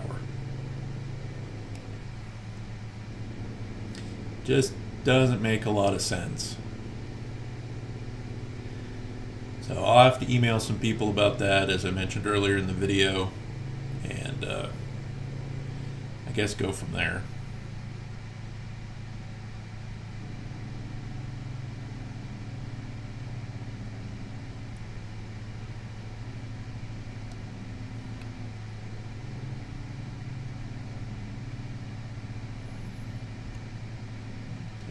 Straight.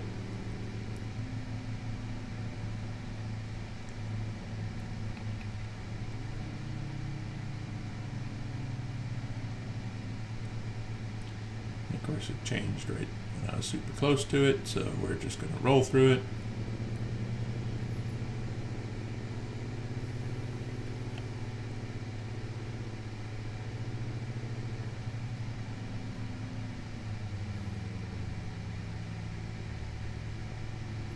Apparently I haven't been this way either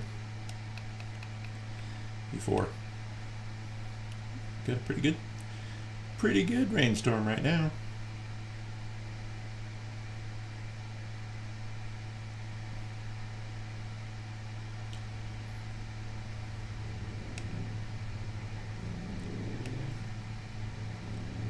And then I have to say I haven't been shooting for crazy amounts of horsepower either. I'm only really aiming for about low 500s. 515, 520 would make me pretty happy. So it's not like I'm shooting for an unreasonable horsepower level. The transmission was built to handle that level of horsepower. So I am not really sure. I'm not running any radical parts on the engine. Stage 2 injectors, which aren't, undrivable for a daily driver. The fuel plate, again, reasonable for a daily driver. The camshaft's supposed to be for towing and street use. So, again, better than stock, but nothing too crazy. The turbocharger is BD Super B, and it is set for the kind of horsepower range I was looking for.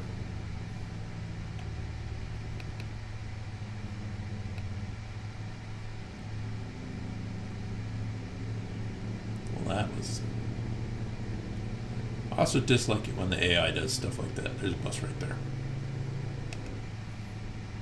Come to a stop, and then everybody else takes off faster than me, so now I'm stuck out here.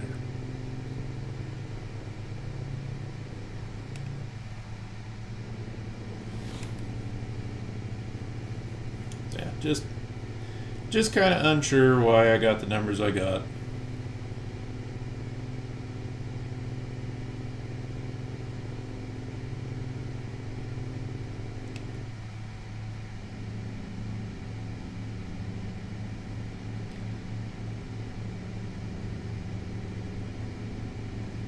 That's also aggravating.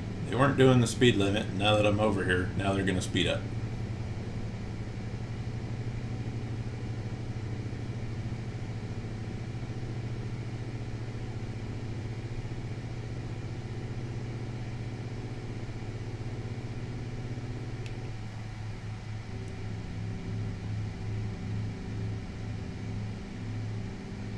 Of course, we're going to slow down.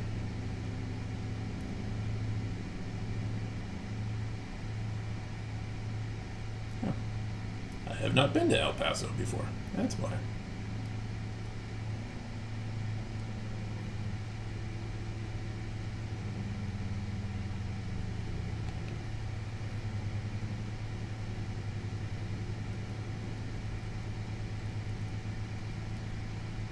Alright, so telling us to go left here.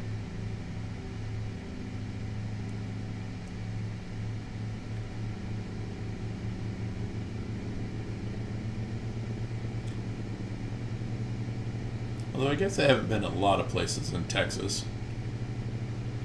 as I haven't been playing this game as much as I have in the past. Just kind of been messing around with it a bit so I could do my live stream today.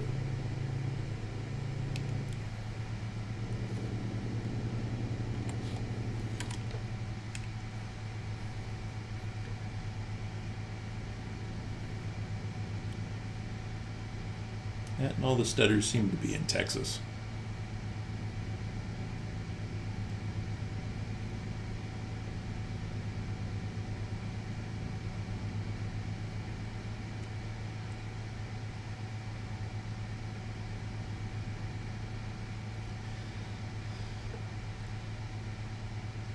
"4:30 in the morning. That's probably a good time to roll through Texas. A lot less traffic.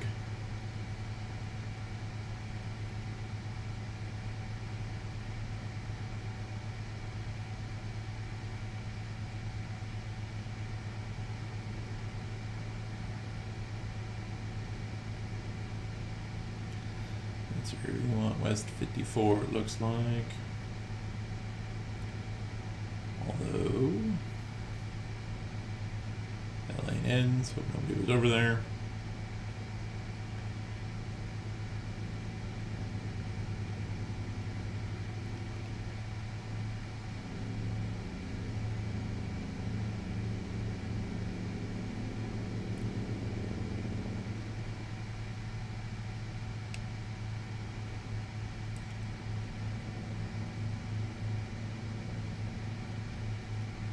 So, apologize for not being able to see much of El Paso since we're here in the dark.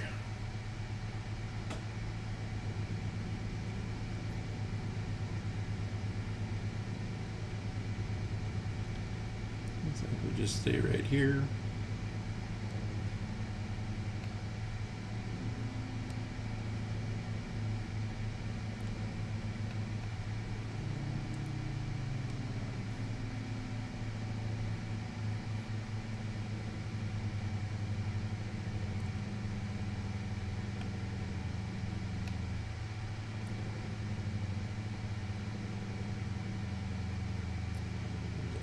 That one, that puts me back on the highway.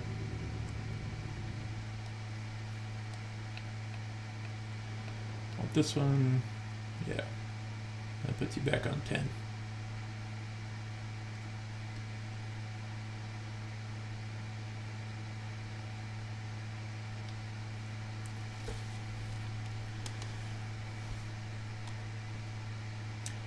Yeah, light's not long enough for you to get through, but when you're sitting into red, it seems to take forever.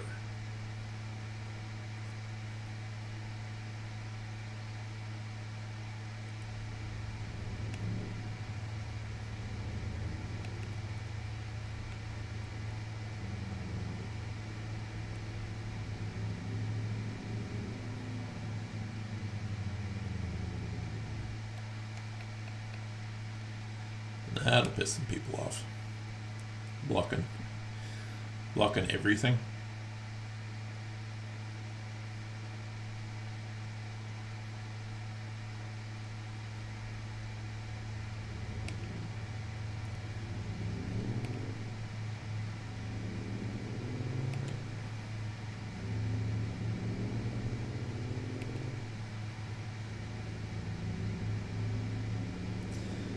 Apparently something's messing with the fuel island lights.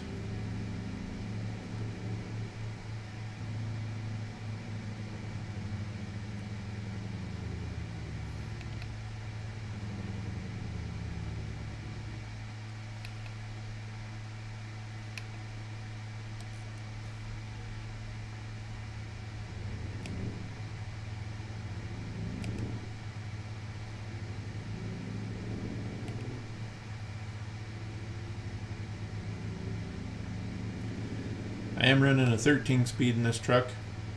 That's why you only notice the top gears are getting split.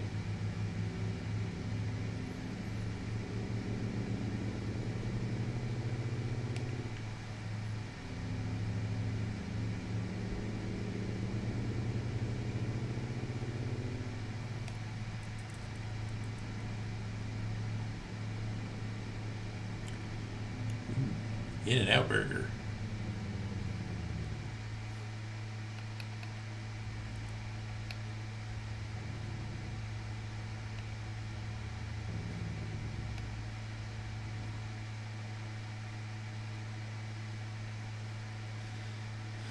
So we'll get this one dropped off, and we'll check out the mods.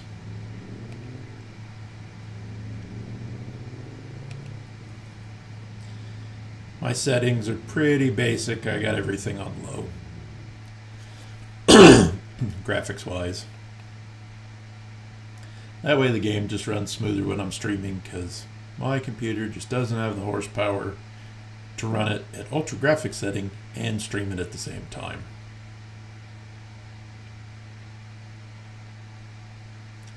So yeah, if you're on the fence on the game, I'm running at the lowest settings.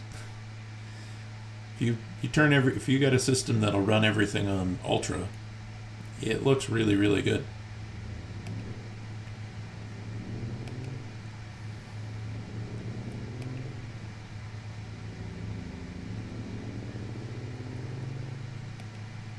Let's see, we're past the GMC dealer.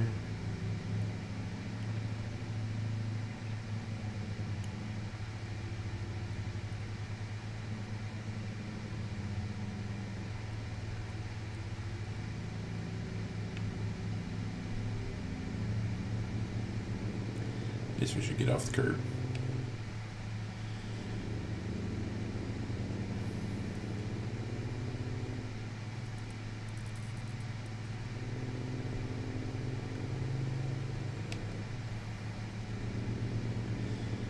And since we're making another left, I'm just going to hang out here in the left lane.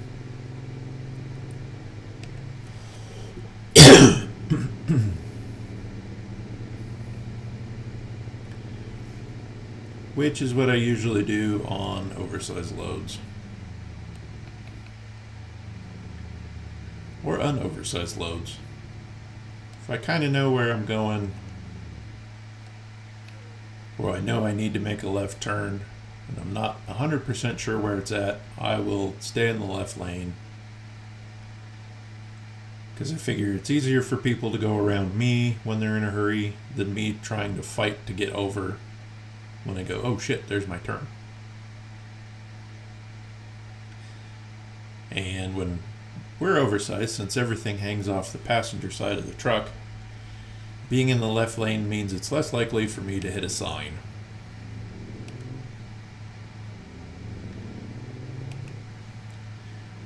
It's just easier if I hug the center line, or the yellow line in this case. Gives people room to get around me on the right side, and I don't have to fight trying to get over in the left lane to make a left turn.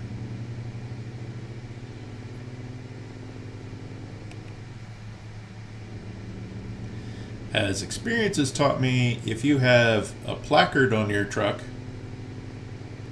because it's hazmat, or you have the oversized load sign on the back of the truck, nobody will ever let you over.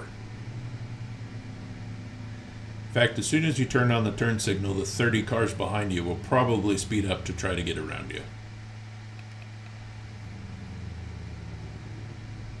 So it is just easier to go, I'm making the left turn, I'll just get in the left turn lane, and everybody can pass me on the right. That might be rude. Or you can say it's unprofessional. Again, it's stupid to try to fight traffic when you know they're not going to let you over, so you might as well get over when you have an opening and just stay there. Then try to force the issue later.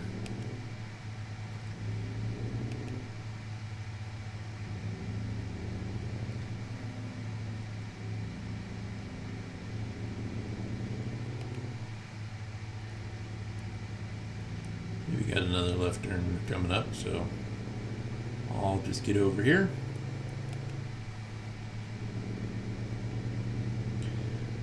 And that way I'm set up for where I need to go.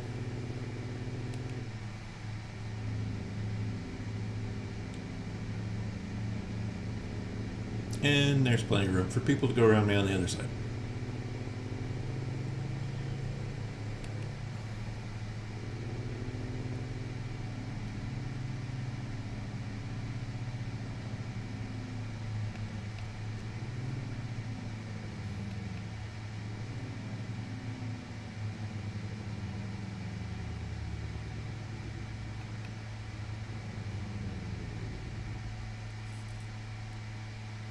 Yeah, we're just going to be in the rain all day today, I think.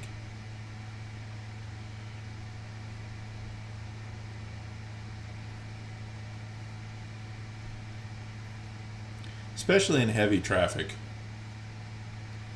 The few times I've been to Boise and been oversized, I've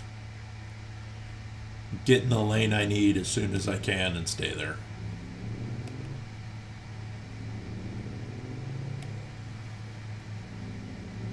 Because they absolutely do not want to let you in.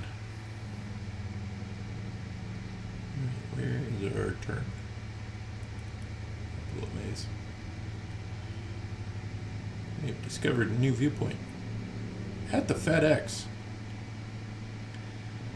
Boy, when I think of scenic views, I think FedEx.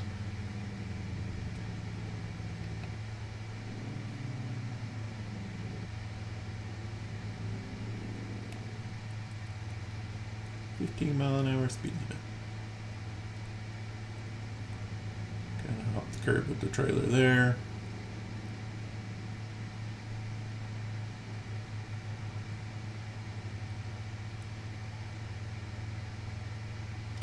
Well, it looks like they already got a new parking lot. I don't know why they need a milling machine. Oh, maybe they're doing this part of the parking lot next.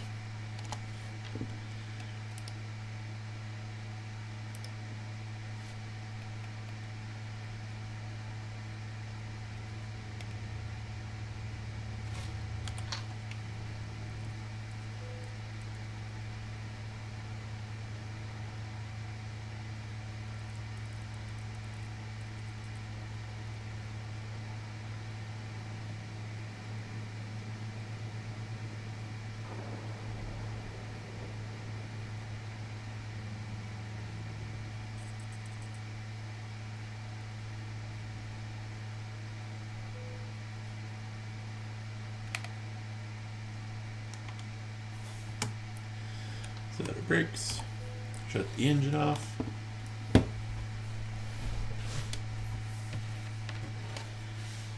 see how we did.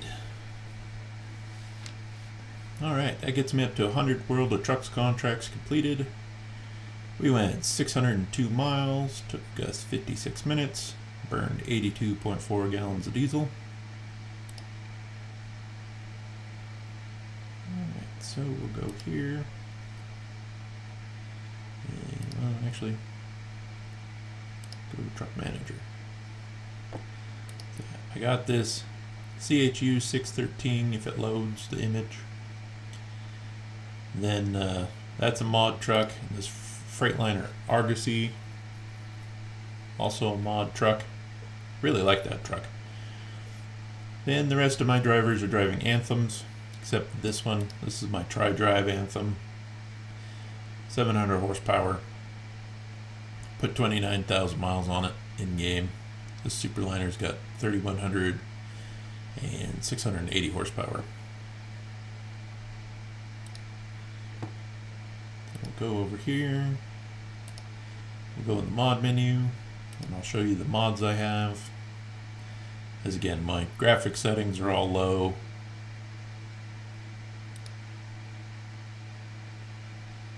And I don't have all of my mods enabled.